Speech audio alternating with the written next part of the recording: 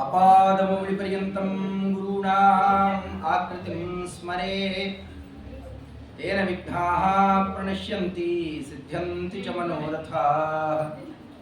ವೇದಶಾಸ್ತ್ರಪುರಾಣಾನಾಂ ಏಕವಾಕ್ಯತ್ವಸಾಧಕಾನ್ ಶಿಷ್ಯಾತಿವತ್ಸಲಾನ್ ಧೀರಾನ್ ಬಾಳಗಾರು ಗುರೂನ್ ಭಜೆ. ಶರ್ವಾದಿವೃಂದಾರಕಮೌಳಿವೃಂದಂ ಏಣಾಯತೆ ಯನ್ನಖಚಂದ್ರವೃಂದೇ ಆನಂದತೀರ್ಥಾರ್ಯ ಶಿರೋಮಣೇಸ್ತತೆ ಪಾದಾರವಿಂದಂ ಪ್ರಣಮಾಮಿ ನಿತ್ಯಂ. ವೇದವ್ಯಾಸಗುಣಾವಾಸ ವಿದ್ಯಾಧೀಶ ಸತಾಂ ವಶ ಮಾಂ ನಿರಾಶಂ ಗತಕ್ಲೇಶಂ ಕುರ್ವನಾಶಂ ಹರೇ ನಿಶಂ. ಲಕ್ಷ್ಮೀಕರತಲಾಂಭೋಜ ಲಾಲನೀಯ ಪದಾಂಬುಜಂ ಪ್ರಣಮಾಮಿ ಹಯಗ್ರೀವಂ ದೇವತಾ ಚಕ್ರವರ್ತಿನಂ. ಶ್ರೀಮಾನ್ ಪೂರ್ವಂ ಪ್ರಜಾತೋ ದಶರಥ ನೃಪತೆ ರಾಮನಾಮಾಥನೀತೋ ವಿಶ್ವಾಮಿತ್ರೇಣ ಮಂತ್ರಾಹೃದನುಜ ಸಹಿತಃ ತಾಟಕಾಂ ಧಾತುಕೋಸ್ತ್ರಂ ಬ್ರಹ್ಮಾದ್ಯಂ ಪ್ರಾಪ್ಯ ಹತ್ವಾ ನಿಶಿಚರನಿಕರಂ ಯಜ್ಞಪಾಲೋ ವಿಮೋಚ್ಯ ಅಹಲ್ಯಾಶಾಪಂ ಚ ಭಂಕ್ತ್ವಾ ಶಿವಧನುರುಪಯನ್ ಜಾನಕೀಂ ನ ಪ್ರಸೀದೇ. ಶ್ರೀ ಗುರುಭ್ಯೋ ನಮಃ. ಹರಿ ಓಂ. ಬಹಳ ಉತ್ಕೃಷ್ಟವಾದ ದಿನ, ಸರಿಯಾಗಿ ಶನಿವಾರ. ಮುಖ್ಯ ಪ್ರಾಣದೇವರ ನರಸಿಂಹದೇವರ ಆರಾಧನೆಗೆ ಅತ್ಯಂತ ಪ್ರಶಸ್ತವಾದ ಕಾಲ. ಅದಕ್ಕೆ ಸರಿಯಾಗಿ ಸೇರಿಕೊಂಡು ಬಂದಿರುವಂತಹ ಹನುಮತ್ ಜಯಂತಿ. ಇದು 2 ಸಾಲದು ಅಂತ ತ್ರಿವೇಣಿ ಸಂಗಮದಂತೆ ಸರಿಯಾಗಿ ಇವತ್ತಿನ ದಿವಸ ರಾಮಾಯಣದ ಮಂಗಳ. ರಾಮಚಾರಿತ್ರ ಮಂಜರಿ ಬಹಳ ದೊಡ್ಡದು ಹೇಳ್ತಾ ಕೂತ್ಕೊಂಡ್ರೆ ಮೊದಲೇ ಸಮಯ ಆಗಿ ಹೋಗಿದೆ.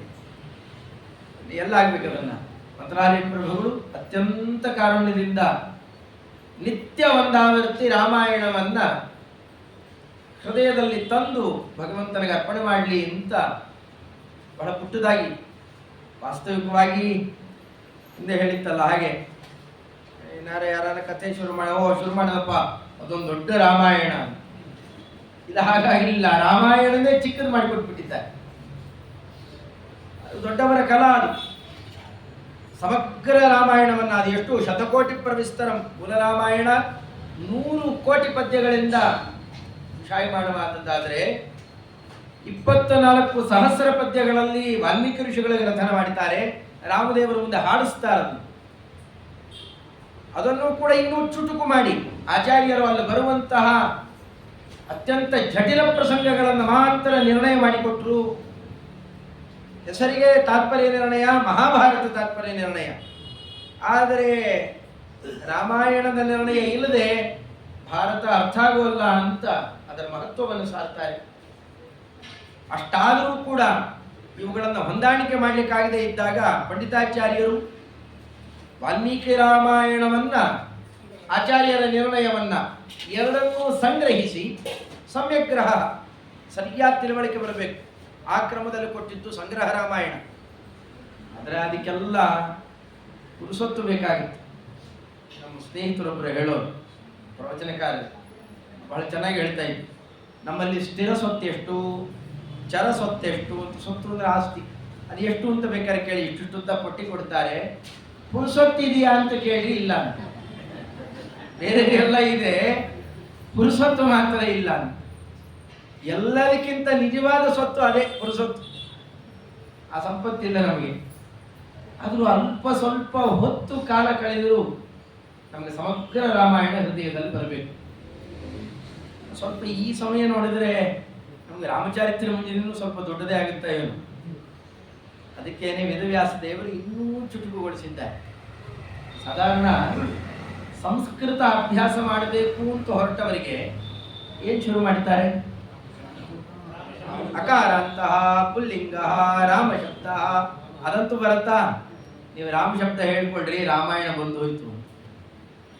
ರಾಮಾಯಣ ಎಷ್ಟು ಅಂದ್ರೆ ಸಾಧನೆಯ ಮೊದಲನೇ ಮೆಟ್ಲು ರಾಮ ಶಬ್ದದಿಂದ ಆರಂಭ ಮಾಡಿ ಸಮಾಯಾತ ಸಮಾಯಾತ ಏ ಮೋಕ್ಷ ಪದೇಚ್ಛವಃ ಏವಮಾಘೋಷಯದ್ ರಾಮಃ ದೂತೈರ್ದಿಕ್ಷು ಸಮಸ್ತಜಃ ಮೋಕ್ಷಕ್ಕೆ ಕರ್ಕೊಂಡು ಹೋಗೋ ತನಕ ಇರುವ ರೂಪ ಅಂದ್ರೆ ಅದು ರಾಮರೂಪ.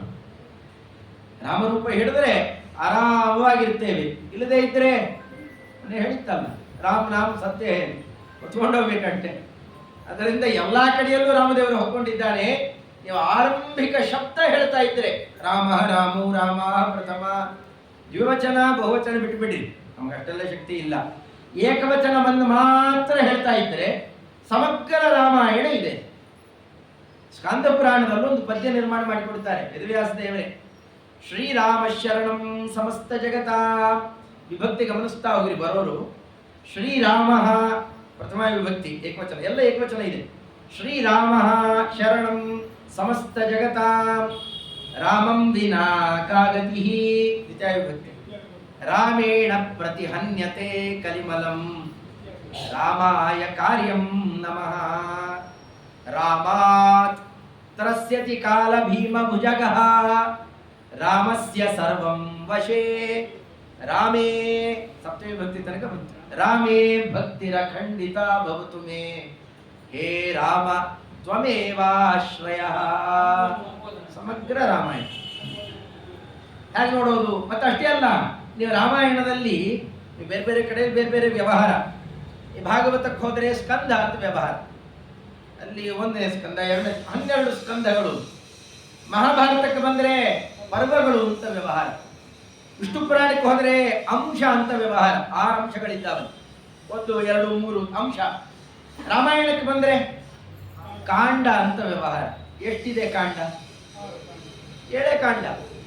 ಮೊದಲನೇದ್ದು ಬಾಲಕಾಂಡ, ಆಮೇಲೆ ಅಯೋಧ್ಯಾಕಾಂಡ, ಆಮೇಲೆ ಅರಣ್ಯಕಾಂಡ, ಆಮೇಲೆ ಕಿಷ್ಕಿಂಧಾಕಾಂಡ, ಸುಂದರಕಾಂಡ, ಯುದ್ಧಕಾಂಡ, ಉತ್ತರಕಾಂಡ.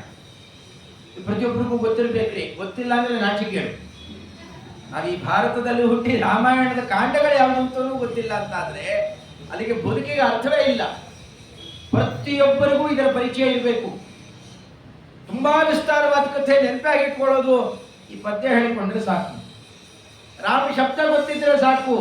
7 ವಿಭಕ್ತಿಗಳನ್ನು ಬಿಡಿಸಿದ್ರೆ ಎಷ್ಟಿದೆ ವಿಭಕ್ತಿ? 7 ವಿಭಕ್ತಿ, ಒಂದು ಉಪವಿಭಕ್ತಿ, ಸಂಬೋಧನ ಪ್ರಥಮ, ಪ್ರಾರ್ಥನೆ ಗದನಿಟ್ಟು. 7 ವಿಭಕ್ತಿ, 7 ಕಾಂಡ. ರಾಮಾವತಾರ ದಶಾವತಾರದಲ್ಲಿ ಎಷ್ಟನೇದ್ದು? ಅದು 7. ಮತ್ಸ್ಯ, ಕೂರ್ಮ, ವರಾಹ, ನಾರಸಿಂಹ, ವಾಮನ, ಆಮೇಲೆ ಭಾರ್ಗವ. ಸರಿಯಾಗಿ ತಗೊಂಡ್ರೆ 7ನೇದ್ದೇ. 7 ಕಾಂಡ, 7 ವಿಭಕ್ತಿ, 7ನೇ ಅವತಾರದ ರಾಮದೇವರ ಚರಿತ್ರೆಯ ಚಿಂತನೆ. ಮೊದಲನೇದ್ದೇನು? ಬಾಲಕಾಂಡ. ಪ್ರಥಮ ವಿಭಕ್ತಿ ಹೇಳ್ಕೊಡ್ರಿ, ಬಂದು ಹೋಯ್ತು. ತೋರಿಸ್ತಾರೆ, ವೇದವ್ಯಾಸ ದೇವರೇ ಮಾಡಿ ತೋರಿಸ್ತಾರೆ. ಶ್ರೀರಾಮ ಸಮಸ್ತ ಜಗತಾಂ ಶರಣಂ. ಶ್ರೀರಾಮ ಶ್ರೀಮಾನ್ ಪೂರ್ವಂ ಪ್ರಜಾತಃ, ಸಮಗ್ರ ಕಾಂತಿ ಭರಿತನಾದ ಶ್ರೀಪತಿ ಲಕ್ಷ್ಮೀಪತಿಯಾದಂತಹ ರಾಮ. ರಮತೆ ಎಲ್ಲಿ? ಪ್ರಳಯ ಕಾಲದಲ್ಲೂ ರಮತೆ. ಪ್ರಳಯ ಕಾಲದಲ್ಲಾದರೂ ಬೇರೆ ಯಾರನ್ನ ಮಲಗಿ ನಿದ್ದೆ ಹೊಡಿತಾರೆ, ಇಲ್ಲ ಹಾಗಲ್ಲ. ಪ್ರಳಯ ಕಾಲದಲ್ಲೂ ರಮಾದೇವಿಯರ ಜೊತೆಯಲ್ಲಿ ವಿಹಾರ ಮಾಡುವವನು ಇವನೊಬ್ಬರೇ. ಅಂತಹ ರಾಮ ಇದ್ದಾನಲ್ಲ, ಅವನೇ ನಮಗೆ ಯಾವ ಆಪತ್ತು ಬಂದರೂ ಶರಣಂ. ಯಾರಿಗೆ? ಸಮಸ್ತ ಜಗತ. ಅದು ಯಾರು ಆಗಿರಲಿ, ಬ್ರಹ್ಮಾದಿ ಎಲ್ಲ ಜೀವರು ಹೋಗಿ ಯಾರನ್ನು ಕೇಳ್ಕೊಂಡ್ರು? ದುಗ್ಧಾಬ್ಧಿಶಾಯಿನಂ ವಿಷ್ಣುಂ ಶರಣ್ಯಂ ಶರಣಂ ಯಯುಹು.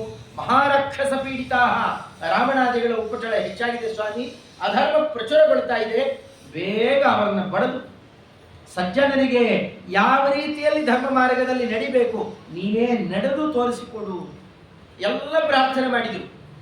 ಅಷ್ಟೇ ಅಲ್ಲ, ದಶರಥ ರಾಜ ಪುತ್ರಕಾಮೇಷ್ಟಿ ಯಾಗವನ್ನು ಮಾಡಿ ಪ್ರಾರ್ಥನೆ ಮಾಡಿದ್ದು ಯಾರನ್ನ? ಇದೇ ರಾಮದೇವರನ್ನು.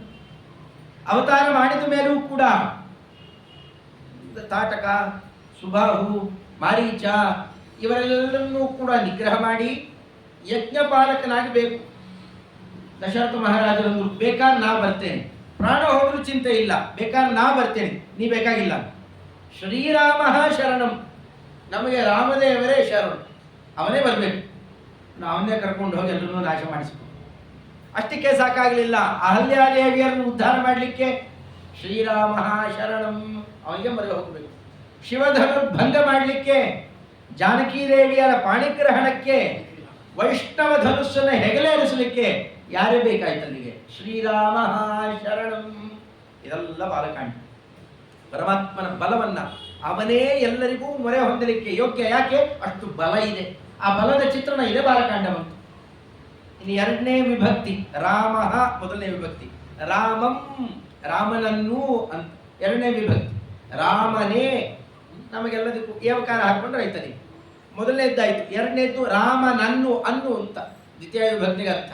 ಅದು ತಗೊಂಡಾಗ ರಾಮಂ ಎರಡನೇ ಅರ್ಥ ಬರಬೇಕಲ್ಲ. ಎರಡನೇ ಕಾಂಡ ಅಯೋಧ್ಯಾಕಾಂಡ.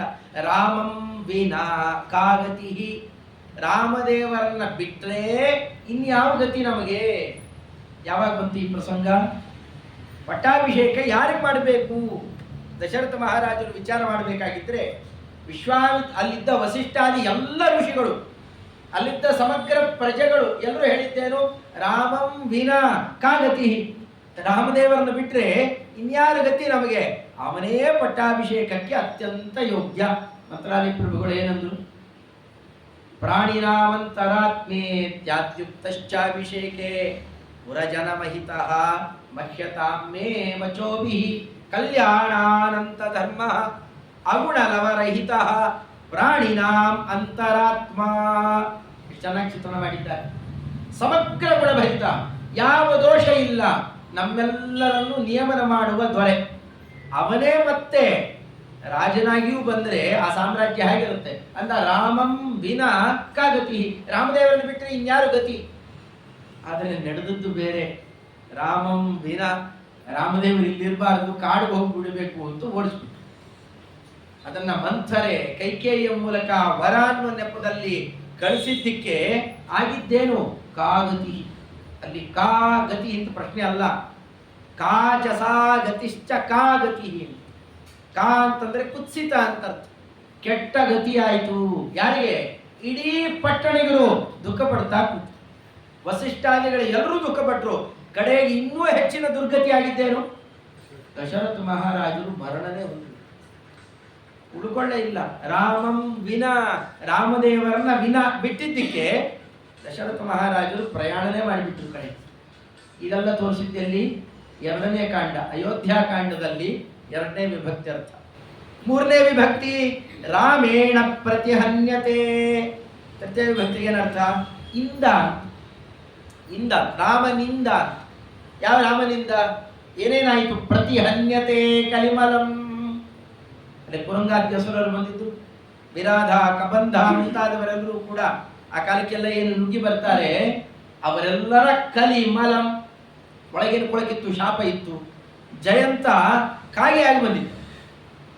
ಒಳ್ಳೆ ಉನ್ನತವಾದ ಪದವಿ ಕೊಟ್ಟರೆ ಕಾಗೆ ರೂಪದಲ್ಲಿ ಅಲ್ಲಿ ಇಲ್ಲಿ ತಿರುಗಾಡಿಕೊಂಡಿರ್ತೇನೆ, ಬಲಿಪ್ರದಾನದ ಅನ್ನವನ್ನು ತಿನ್ಕೊಂಡು ಬಿದ್ದಿರ್ತೇನೆ ಅಂತ ಬಂದರೆ ಅದು ಕೊಳಕಲ್ವೇ?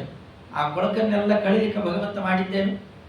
ರಾಮೇಣ ಪ್ರತಿಹನ್ಯತೆ, ಗಡ್ಡಿ ಹಾಕಿ ಚುಚ್ಚ ಅವನನ್ನು ಕೊಂದಾಕಿತ್ತು. ತೋಳೆಗಳನ್ನು ಕತ್ತರಿಸಿ ಕಬಂಧ ಮತ್ತು ವಿರಾಧರನ್ನು ಉದ್ಧಾರ ಮಾಡಿತ್ತು. ಅಲ್ಲಿದ್ದ ಎಲ್ಲ ಋಷಿಗಳು ಮುನಿಗಳು ಮುಂತಾದವರಿಗೆಲ್ಲ ಕಲಿಕಾಲುಷ್ಯ ಬರಲೇಬಾರದು ಆ ಕ್ರಮದಲ್ಲಿ ತನ್ನ ದರ್ಶನ ಕೊಟ್ಟಲ್ಲ. ಇದೆಲ್ಲ ಆಗಿದ್ದು ಯಾರಿಂದ? ರಾಮನಿಂದ. ರಾಮೇಣ ಪ್ರತಿಹನ್ಯತೆ ಕಲಿಮಲಂ. ಇದೆಲ್ಲ ಮೂರನೇದ್ದಾಯ್ತಲ್ಲಿ. ಯಾವುದು? ಅರಣ್ಯಕಾಂಡ. ಆದರೆ ಅದ್ರ ಮುಂದೆ ಬಂದಿದ್ದು ಕಿಷ್ಕಿಂಧಾಕಾಂಡ. ಅಲ್ಲಿ ನಡೆದಿದ್ದೇನು? ಅಲ್ಲಿ ಕಲಿಮಲ ಅಂತ ಅನ್ನೋದ್ರಲ್ಲಿ ಮಾರೀಚ ಗಿರೀಚ ಎಲ್ಲ ತಗೊಂಡ್ಬಿಟ್ಟು ಮಾರೀಚನನ್ನು ಹೊಡೆದು ಕೊಂದಾಗ್ತಾನೆ ಪರಮಾತ್ಮ. ಮುಂದೆ ದೊಡ್ಡ ಕಲಿಮಲವನ್ನು ಹೊಡಿಲಿಕ್ಕೆ ಪ್ರತಿಹನ್ಯತೆ, ಅದಕ್ಕೋಸ್ಕರನೇ ಸೀತಾ ಕೃತಿಯನ್ನು ಕಳಿಸ್ಕೊಟ್ಟಿದ್ದು. ಇದಾದ್ಮೇಲೆ ಉಳ್ಕೊಂಡಿದ್ದೇನು? ಕಿಷ್ಕಿಂಧಾಕಾಂಡದಲ್ಲಿ ಹನುಮಂತ ದೇವರ ಭೇಟಿ.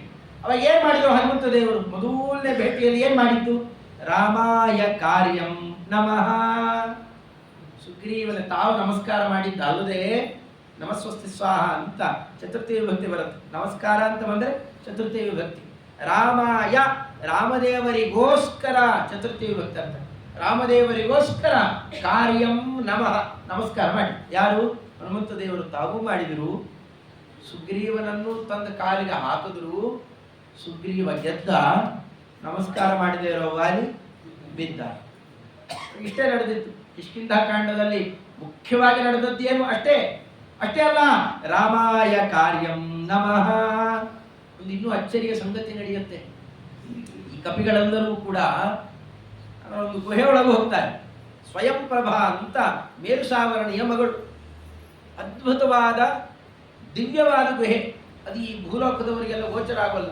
ವಿಂಧ್ಯ ಪರ್ವತದ ತಪ್ಪಲಲ್ಲಿತ್ತಂತೆ. ಆ ಗುಹೆ ಒಳಗೆ ಬರ್ತಾರೆ, ಪರಸ್ಪರ ಭೇಟಿಯೆಲ್ಲ ಮಾಡ್ತಾರೆ, ಮಾತಾಡ್ತಾರೆ. ಎಲ್ಲ ಆದ್ಮೇಲೆ ಆ ಸ್ವಯಂ ಪ್ರಭೆ ಹೇಳ್ತಾಳೆ, ಇಲ್ಲಿಗೆ ಬೇರೆ ಯಾರು ಬರೋ ಹಾಗೆ ಇಲ್ಲ, ಯೋಗಿಗಮ್ಯವಾದದ್ದು ಇದು ಗುಹೆ, ನೀವೆಲ್ಲ ಹೇಗೆ ಬಂದ್ರಿ? ಇಲ್ಲಿಗೆ ಬರ್ಲಿಕ್ಕೆ ಅಂತಾನೆ ಮಂತ್ರಗಳಿದ್ದಾವೆ, ಅದಕ್ಕೊಂದು ಯೋಗ್ಯತೆ ಬೇಕು, ನೀವು ಹೇಗೆ ಬಂದ್ರಿ? ಕಪಿಗಳು ಏನು ಹೇಳಿದ್ರು ಗೊತ್ತಾ? ನಮ್ಗೇನೂ ಗೊತ್ತಿರಲಿಲ್ಲ, ಶ್ರೀರಾಮ ಜಯರಾಮ ಸೀತಾರಾಮ ಶ್ರೀರಾಮ ಜಯರಾಮ ಸೀತಾರಾಮ ಅಂತ ಕುಕ್ಕೋತಾ ಇದ್ವಿ, ಒಳಗೆ ಬಂದ್ಬಿಟ್ವಿ. ಅದಕ್ಕಿಂತ ಮಂತ್ರ ಬೇಕಾ? ಇನ್ಯಾವುದು ಬೇಕಾಗಿಲ್ಲ. ಅಲ್ಲೂ ಅವ್ರು ಮಾಡಿದ್ದೇನು ಕೆಲಸ? ರಾಮಾಯ ಕಾರ್ಯಂ ನಮಃ. ರಾಮದೇವರು ನಮಸ್ಕಾರ ಮಾಡ್ತಾ ಇದ್ರು, ಒಳಗೆ ಹೊಟ್ಟೋದ್ರು. ಎಲ್ಲ ಸಾಯ್ಲಿಕ್ಕಾಗಿದ್ರು, ಸೀತಾದೇವಿನ ಕಾಣ್ಲಿಕ್ಕೆ ಆಗಲಿಲ್ಲ. ಇನ್ನು ಪ್ರಾಣ ಕಳ್ಕೊಳ್ಳೋದಷ್ಟೇ ಅಂತ ಹೇಳಿ ರಾಮದೇವರಿಗೊಂದು ನಮಸ್ಕಾರ ಮಾಡಿ ಪ್ರಾಣ ಕಳ್ಕೊಳ್ಳೋಣ ಅಂತ ಕತೆ ಹೇಳಲಿಕ್ಕೆ ಶುರು ಮಾಡಿದ್ದಕ್ಕೆ ಸಂಪಾತಿಯ ರೆಕ್ಕೆ ಬಂತು ಹಾರ್ತಾ ಸೀತಾದೇವಿಯನ್ನು ಸೂಚನೆ ಕೊಡ್ತಾನೆ. ಸಾಯಬೇಕು ಅಂತ ಕೂತಿದ್ದ ಸಂಪಾತಿ ಕಪಿಗಳು ಎಲ್ಲ ಬದುಕ್ಬಿಟ್ಟು. ಯಾಕೆ? ರಾಮಾಯ ಕಾರ್ಯಂ ನಮಃ. ನಮಃ ಅಂದ್ರೆ ಬರೀ ನಮಸ್ಕಾರ ಅಷ್ಟೇ ಅಲ್ಲ, ನಮ ಪ್ರಹ್ವತ್ವೇ ಶಬ್ದೇಚ, ಶಬ್ದೋಚ್ಚಾರಣೆಯೂ ಕೂಡ ನಮಸ್ಕಾರವೇ. ನಮಸ್ಕಾರ ಅಂತಂತಾರೆ, ಫೋನ್ ಮಾಡಿದಾಗ ನಮಸ್ಕಾರ ಅಂತಂತಾರೆ, ಹರೇ ನಮಃ, ಅದು ನಮಸ್ಕಾರವೇ. ಅಲ್ಲವರೇನು ಕೈಗೆ ಮುಗಿದಿದ್ದು ಮಾಡಿದ್ದು ಯಾವುದು ಕಾಣಲ್ಲ, ಪ್ರಕ್ವಿ ಭಾವ ಕಾಣಲ್ಲ, ಆದರೆ ಇನ್ನೊಂದು ಶಬ್ದೋಚ್ಚಾರಣೆ ಅದು ಕೇಳಿಸತ್ತೆ, ಅದು ಕೂಡ ನಮಸ್ಕಾರವೇ. ಅಂದರೆ ಭಗವಂತನ ಗುಣಗಾನ ಏನು ಮಾಡಿದರಲ್ಲ ಅದೊಂದು ನಮನವೇ. ಆ ನಮನ ಮಾಡಿದರಲ್ಲ ಮತ್ತೆಲ್ಲ ಉಜ್ಜೀವಿತರಾದ. ಇದೆಲ್ಲ ಕಿಷ್ಕಿಂಧಾಕಾಂಡದ ಪ್ರಕರಣ. ಅಂದರೆ ಮುಂದೆ ಬಂದಿದ್ದು ಸುಂದರಕಾಂಡ, ಪಂಚಮಿ ವಿಭಕ್ತಿಯಲ್ಲಿ ಹೇಳಿದರು. ರಾಮ ತ್ರಸ್ಯತಿ ಕಾಲ ಭೀಮ ಭುಜಗ. ರಾಮಾತ್, ರಾಮದೇವರ ದೆಸೆಯಿಂದ, ಇಂದ ಬೇರೆ ದೆಸೆಯಿಂದ ಬೇರೆ. ನೇರ ನಡೆದರೆ ಇಂದ, ದೆಸೆಯಿಂದ ಅಂತಂದರೆ ಮಧ್ಯದಲ್ಲಿ ಬೇರೆ ಕಾರಣ ಇದ್ದರೆ. ಇಲ್ಲಿ ರಾಮದೇವರಿಂದ ನೇರವಾಗಿ ಹೆದರಿಕೊಳ್ಳಿಲ್ಲ ಯಾರು? ಕಾಲ ಭೀಮ ಭುಜಗ. ಕಾಲ ಅಂತಂದ್ರೆ ಕಾಳ ಕಾಲ ಎಲ್ಲ ಒಂದೇನೆ. ಇದು ಕಾಲದಂತೆ, ಯಮದೇವರಂತೆ. ಭೀಮ ಭಯಂಕರವಾದಂತಹ, 1-2 ತಲೆ ಇರಲಿಲ್ಲ, 10 ತಲೆ ಇದ್ದ ಸರ್ಪ, ಅಷ್ಟು ಭಯಂಕರನಾಗಿದ್ದ ರಾವಣ. ಅವನು ಬೆಚ್ಚಿ ಬಿದ್ದ. ಯಾಕೆ ಬೆಚ್ಚಿ ಬಿದ್ದ? ಬೆಳಗ್ಗೆ ಆಗುವ ಹೊತ್ತಿಗೆ ತಾನೇ ಹೋಗಿ ಸೀತಾದೇವಿಯನ್ನು ಗದರಿಸಿ ಹೆದರಿಸಿ ಬಂದಿದ್ದಾನೆ. ಬೆಳಗ್ಗೆ ಎಚ್ಚರ ಆಗೋದ್ರೊಳಗೆ ತನ್ನ ಇಡೀ ದೊಡ್ಡ ಸೇನೆಯಲ್ಲಿ 80 ಕೋಟಿಗಿಂತ ಹೆಚ್ಚು ದಂಡನಾಯಕರಿದ್ದ ದೊಡ್ಡ ಸೇನೆ 1/3 ಭಾಗ ನಾಶ ಆಗೋದು. ಮಗ ಸತ್ತು ಹೋಗಿದ್ದಾನೆ, 2ನೇ ಮಗ ಅಕ್ಷಕುಮಾರ ಸತ್ತು ಹೋಗಿದ್ದಾನೆ. ಸೂತಕದ ಛಾಯೆ. ಬೆಳಗ್ಗೆ 1-2 ಬಾರಿ ಕಣ್ಣು ರೆಪ್ಪೆ ಹಾಕಿ ತೆಗೆದಿದ್ದಷ್ಟೇ, ಅಷ್ಟೊಳಗೆ ಇಷ್ಟಾಗ ಹೋಗಿದೆ. ಅದಕ್ಕೆ ಕೇಳ್ಕೊಳ್ತಾನೆ, ಏನಪ್ಪ ಕಪಿ, ನಿನ್ನಂಥ ದೂತರು ರಾಮನ ಬಳಿಯೋಳು ಇನ್ನೆಷ್ಟು ಮಂದಿ ಉಂಟು ಹೇಳೋ ನೀತ್ವಯ, ಒಬ್ಬರೇ ಇಷ್ಟೆಲ್ಲ ಧ್ವಂಸ ಮಾಡಿಬಿಟ್ಟಿದ್ದೀಯಾ? ನಿನ್ನಂಥವ್ರು ಇನ್ನೂ ಎಷ್ಟು ಜನ ಇದ್ದಾರೆ? ಚೆನ್ನಾಗೇ ಹೆದರಿಸೋದು. ನನ್ನಂಥ ದೂತರು, ನಿನ್ನಂಥ ಪ್ರೇತರು 200-300 ಕೋಟಿ ಕೇಳರಿಯ.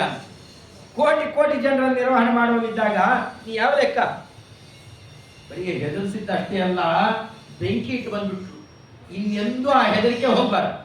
ರಾಮದೇವರಿಗೆ ದ್ರೋಹ ಮಾಡ್ತಾ ರಾಮದೇವರ ಸಂಪತ್ತನ್ನೇನಾರ ಅಪಹರಣ ಮಾಡುವ ಪ್ರಯತ್ನ ಮಾಡಿದರೆ ಅವ್ರ ಮನೆಗೆ ಬೆಂಕಿ ಬೀಳತ್ತೆ. ಬರೀ ಅವನಿಗಲ್ಲ, ರಾಮದೇವರ ದ್ರೋಹ ಮಾಡುವ ಎಲ್ಲರ ಮನೆಗೆ ಬೆಂಕಿ ಬೀಳತ್ತೆ ಅಂತ ತೋರಿಸ್ಕೊಡು. ಇದು ರಾಮದೇವರ ದೆಸೆಯಿಂದ. ಅಂದ್ರೆ ಒಬ್ಬರ ಮುಖಾಂತರ. ಯಾರಾದರೂ ಅಲ್ಲಿಗೆ ಯಾರು ಅಂತ ಕೇಳಿದ್ರೆ ತಮ್ಮ ಸ್ವಂತ ಪರಿಚಯ ಮಾಡಲಿಲ್ಲ. ದಾಸೋಹಂ ಕೋಸಲೇಂದ್ರಸ್ಯ ಅವೈಹಿ ದೂತವಾಗತಂ ದುರಂತ ವಿಕ್ರಮಸ್ಯ. ಅದನ್ನೇ ಶ್ರೀಮದ್ ಹನುಮತ್ ಗಿರಮಥ ಸಮನುಶ್ರುತ್ಯ ಅದನ್ನು ತೋರಿಸಿಕೊಟ್ಟಿದ್ದಾರೆ. ಇದೇ ಸುಂದರಕಾಂಡ. ಸೌಂದರ್ಯ ಏನು ಅಂತಂದ್ರೆ ರಾಮದೇವರಿಗೆ ತಗ್ಗಿ ಬಗ್ಗೆ ನಡೆದರೆ ಸೌಂದರ್ಯ, ಅವನಲ್ಲಿ ಭಯಭಕ್ತಿ ಇದ್ದರೆ ಸೌಂದರ್ಯ, ಅದಿಲ್ಲ ಅಂತಂದ್ರೆ ಯಾವುದೂ ಪ್ರಯೋಜನ ಇಲ್ಲ. ಅದು ತೋರಿಸಿಕೊಟ್ಟಿದ್ದಾರೆ ಅಲ್ಲಿ.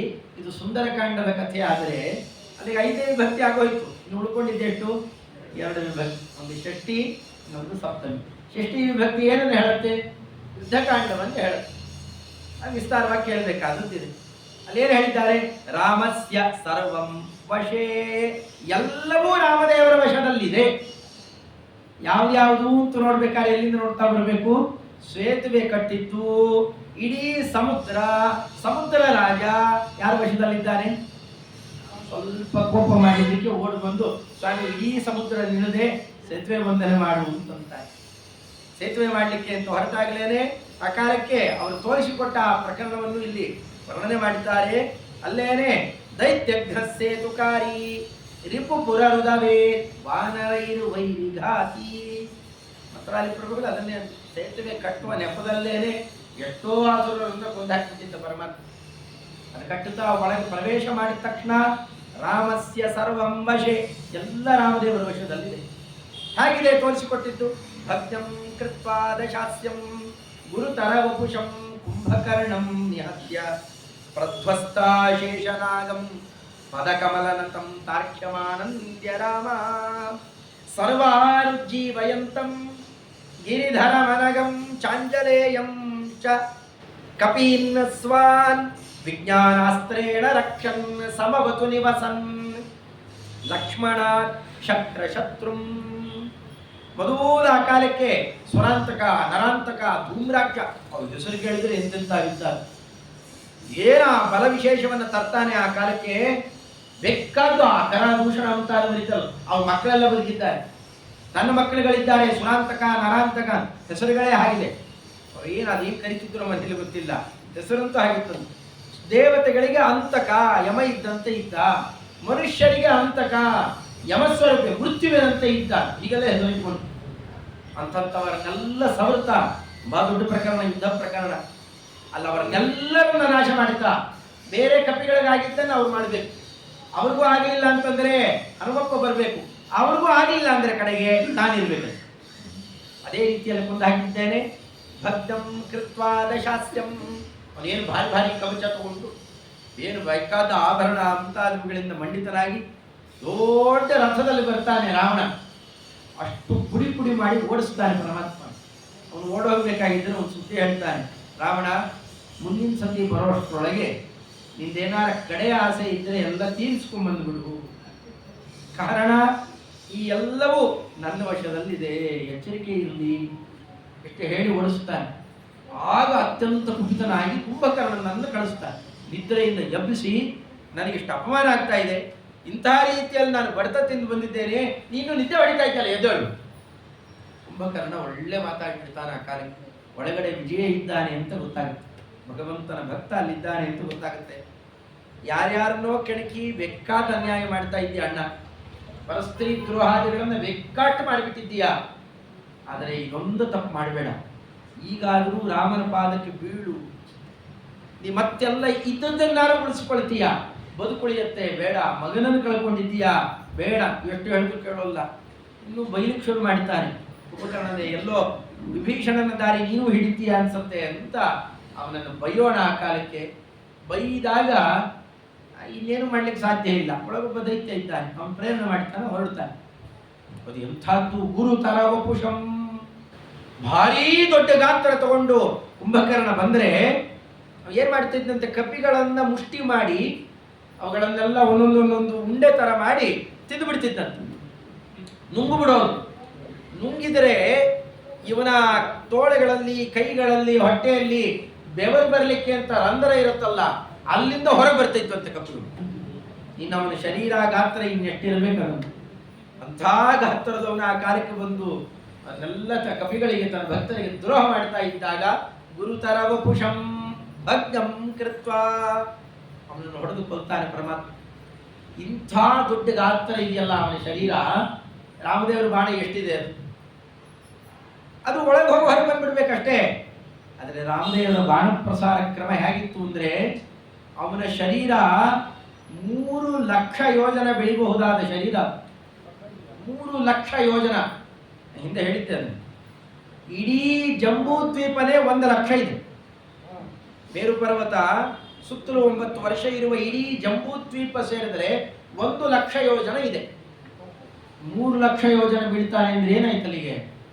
ಲವಣ ಸಾಗರ, ಅದ್ರ ಮುಂದಿರುವ ಕುಶದ್ವೀಪ, ಕ್ರೌಂಚದ್ವೀಪ ತನಕ ಹೊರಡ್ಕೊಂಡು ಇವನೊಬ್ಬೇ ಬಿದ್ದಿರ್ತಾನೆ. ಅದಾಗಬಾರದು ಅಂತಲೇ ಪರಮಾತ್ಮ ಅವನಿಗೆ ಆ ಎಚ್ಚರಿಕೆ ಬಂದು ಆ ಮಂತ್ರಾದಿಗಳ ಜಪ ಮಾಡೋದ್ರೊಳಗೆ ಅವನ ಕೈಗಳನ್ನ ಕಾಲುಗಳನ್ನ ಕತ್ತರಿಸಿ ಅದು ಇಲ್ಲಿ ಕಪಿಗಳ ಮೇಲೆ ಬೀಳಬಾರದು.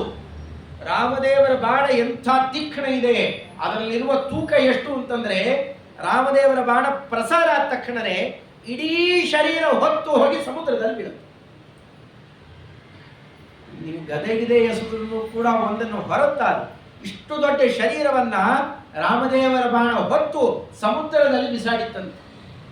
ಬರೀ ಮಾರೀಚನನ್ನು ದೂರ ಓಡಿಸಿದ್ದಲ್ಲ, ಹಾಗಾದ್ರೆ ಬಾಣ ಹೇಗಿರ್ಬೇಕದು, ಅದರ ಶಕ್ತಿ ಸಾಮರ್ಥ್ಯ ಎಷ್ಟು, ಅಲ್ಲಿ ಯಾರಿದ್ದಾರೆ ಎಲ್ಲ ತಿಳಿಬೇಕಲ್ಲ. ಅದಕ್ಕೆ ರಾಮರೂಪವನ್ನು ಇವತ್ತಿಗೂ ದೊಡ್ಡವರು ಹೇಗೆ ಚಿಂತನೆ ಮಾಡ್ತಾರೆ. ಅಲ್ಲಿಂದ ರಾಮದೇವರೇ ಆ ರೂಪ ಚಿಂತನೆ ಮಾಡ್ತಿದ್ನಲ್ಲ, ಅದು ಹೇಗಿದೆ ರೂಪ, ಮೂಲ ರಾಮ ಅಂತಂತಾರೆ. ಅದು ಹೇಗಿದೆ, ಒಂದು ಕೈ ಮೇಲಿಟ್ಟಿದ್ದಾನೆ, ಒಂದು ಕೈ ಕೆಳಗಿಳಿಸಿದ್ದಾನೆ. ಏನಿದೆ ಅಲ್ಲಿ, ಒಂದು ಕೈಯಲ್ಲಿ ಬಾಣ, ಇನ್ನೊಂದು ಕೈಯಲ್ಲಿ ಬಿಲ್ಲು. ಇದು ಮೇಲ್ನೋಟಕ್ಕೆ ಕಾಣುವ ಭಂಗಿ. ಯಾಕೆ ಹಾಗೆ ಮಾಡಿದ್ದಾನಂತೆ ಪರಮಾತ್ಮ? ಇನ್ನೊಂದು ಕಾರಣವನ್ನು ಹೇಳ್ತಾರೆ ಯಾರಿಗೂ. ಸತ್ಯನಾಥ ತೀರ್ಥ ಶ್ರೀಪಾದಂಗಳವರು ಬಹಳ ಸುಂದರವಾದ ಕ್ರಮದಲ್ಲಿ ಅದನ್ನು ವ್ಯಾಖ್ಯಾನ ಮಾಡಿದ್ದಾರೆ. ಒಂದು ಕೈ ಮೇಲೆ ಕೆತ್ತಿದ್ದಾರೆ, ಇನ್ನೊಂದು ಕೈ ಕೆಳಗಿಳಿಸಿದ್ದಾನಲ್ಲ, ಇದೊಂದು ನಾಟ್ಯದ ಭಂಗಿ ಅಂತ ಬೇಕಾದ್ರೆ ತಿಳ್ಕೊಳ್ಳಿ. ಬಿಲ್ಲು ಬಾಣ ಚಿಂತನೆ ಮಾಡುವ ಅಧಿಕಾರಿಗಳು ಬೇರೆ, ಅದಾಗಿಲ್ಲ ಅಂದ್ರೆ ಇಷ್ಟಾರು ಚಿಂತನೆ ಮಾಡಿ ಏನ್ ತೋರಿಸ್ತಾನೆ. ಮಧುಪಾಸ್ತ್ಯೇತಿ ಹಸ್ತಾಭ್ಯಾಂ ರಾಮೋ ರಕ್ಷತಿ ಸೂಚಯನ್. ಹೀಗೆ ಕೈ ಮಾಡಿದ್ದಾನಲ್ಲ ಎಡಗೈ, ಏನ್ ಮಾಡ್ತಾ ಇದ್ದಾನೆ, ಭವಾಪ್ತಿ ಜಾನುದಜ್ಞ ಸ್ಯಾತ್ ಆನಂದ ಕಂಠ ಸಂಹಿತ. ನಿತ್ಯ ನನ್ನನ್ನು ಯಾರು ಉಪಾಸನೆ ಮಾಡ್ತಾ ಇರ್ತಾರಲ್ಲ, ನನ್ನ ಈ ಪಾದ ಚಿಂತನೆಯನ್ನು ಮಾಡ್ತಾ, ರಾಮಾಯಣ ಕಥಾಶ್ರವಣವನ್ನು ಯಾರು ಮಾಡ್ತಾ ಇರ್ತಾರೆ, ರಾಮ ರಾಮ ಅಂತ ಜಪ ಮಾಡ್ತಾ ಇರ್ತಾರಲ್ಲ, ಅಂಥವರಿಗೆ ಸಂಸಾರ ಸಾಗರ ಎಷ್ಟೇ ಇರಲಿ ಅದು ಜಾನುದಗ್ನ ಸ್ಯಾತ್, ಮಂಡಿಯಿಂದ ಕೆಳಗಿಳಿಯುತ್ತೆ. ಕೈ ತೋರಿಸ್ತಾ ಇದ್ದಾನೆ, ಬಲಗೈಯಲ್ಲಿ ಕೆಳಗಿಳಿಸಿ ತೋರಿಸ್ತಾ ಇದ್ದಾನಲ್ಲ, ಮಂಡಿಯಿಂದ ಕೆಳಗಿಳಿಯುತ್ತೆ. ಸಂಸಾರ ಸಾಗರ ಅದು ಎಷ್ಟು ಆಳ ಇದೆ ಅಂತ ಗೊತ್ತಿಲ್ಲ, ಆದರೆ ನಿಮಗೆ ಮಾತ್ರ ನಿಮ್ಮ ಮಂಡಿಗಿಂತಲೂ ಕೂಡ ಕೆಳಗಿಳಿಯುತ್ತೆ. ನಾ ಮಾಡ್ತೇನೆ. ದುಃಖ ಎಲ್ಲ ಇಳಿದು ಹೋಯ್ತು. ಆನಂದ ಕಂಠ ಸಂಹಿತ. ಆನಂದ ಎಷ್ಟಿದೆ ಅಂದ್ರೆ ಕಂಠ ಭರ್ತಿ ಆಗ್ಬೇಕು ಆನಂದ, ಅಷ್ಟು ಮಾಡಿಬಿಡ್ತೇನೆ. ದುಃಖವನ್ನ ಕೆಳಗಿಳಿಸಿ ಆನಂದವನ್ನ ಮೇಲ್ ಮಾಡಿ ನಿಮ್ಗೆ ಅನುಗ್ರಹ ಮಾಡುತ್ತೇನೆ ಅಂತ ಆ ಭಂಗಿ ಇಟ್ಕೊಂಡು ನಿಂತಿದ್ದಾನೆ. ಎರಡೇ ಕೈ. ಆ ನಿಂತಿರೋ ಭಂಗಿ ನೋಡಿದ್ರೆ ಹಾಗೆ ಚಿಂತನೆ ಬರಬೇಕು ಅಂತ ತೋರಿಸಿಕೊಡ್ತಾರೆ. ಆ ಕ್ರಮದಲ್ಲಿ ಒಂದು ಆಯುಧ ಹಿಡಿದ ಭಂಗಿ, ಆಯುಧ ಇಲ್ಲದೇ ಇದ್ರೂ ಆ ಭಂಗಿಯ ಚಿತ್ರಣಗಳನ್ನು ತೋರಿಸಿಕೊಟ್ಟ ಅದ್ಭುತ ರೂಪ. ಸೌನ ಕುಂಭಕರ್ಣನನ್ನು ಸಮಗ್ರ ನಾಶ ಮಾಡಿ ಅಲ್ಲೇನೆ ಇದ್ದಂತಹ ಇಂದ್ರಜಿತು ತನ್ನ ಪ್ರಭಾವ ತೋರಿಸ್ತಾನೆ. ಕಾಲ ಎಂಥ ಪ್ರಭಾವ! ಸರ್ಪಾಸ್ತ್ರವನ್ನು ಪ್ರಯೋಗ ಮಾಡಿದರೆ ಕೋಟಿ ಕೋಟಿ ಸಂಖ್ಯೆಯಲ್ಲಿರುವಂತಹ ಕಪಿಗಳ ಮೇಲೆ, ಪ್ರತಿಯೊಂದು ಕಪಿ ಮೇಲೂ ಒಂದೊಂದು ಸರ್ಪ ಬಂದು ಬಿಗಿದಿರ್ಬೇಕು. ಅವರನ್ನ ಒಂದೊಂದು ಸರ್ಪ ಅವರನ್ನ ಬಿಗಿದು ಬಂದು ಕಚ್ಚಿದೆ.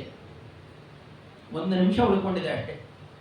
ಅಷ್ಟೊಳಗೆ ಏನಾರ ವಿಷ ಇಳಿಸಿದ್ರೆ ಬದುಕ್ತಾರೆ, ಇಲ್ಲದ್ರೆ ಎಲ್ಲಾ ಕಪಿಗಳು ಸತ್ತೋಗ್ತಾರೆ. ಇಡೀ ಸೇನೆ ನಾಶ ಮಾಡಲಿಕ್ಕೆ ಅಂತ ಸರ್ಪಾಸ್ತ್ರವನ್ನು ಹೀಗೆ ಪ್ರಯೋಗ ಮಾಡಿದ್ದಂತೆ ಇಂದ್ರಜಿತ್. ಹಾಗೇನ್ ಮಾಡಿದ ಪರಮಾತ್ಮ, ತನ್ನ ಭಕ್ತನನ್ನು ಕಲಿಸ್ಬಿಡ್ತಾನೆ. ಗರುಡ, ಏನು ಸೇವೆ ಇಲ್ಲ ಅಂತ ಇದೆಯಲ್ಲಪ್ಪ, ಈಗ ಬಾ.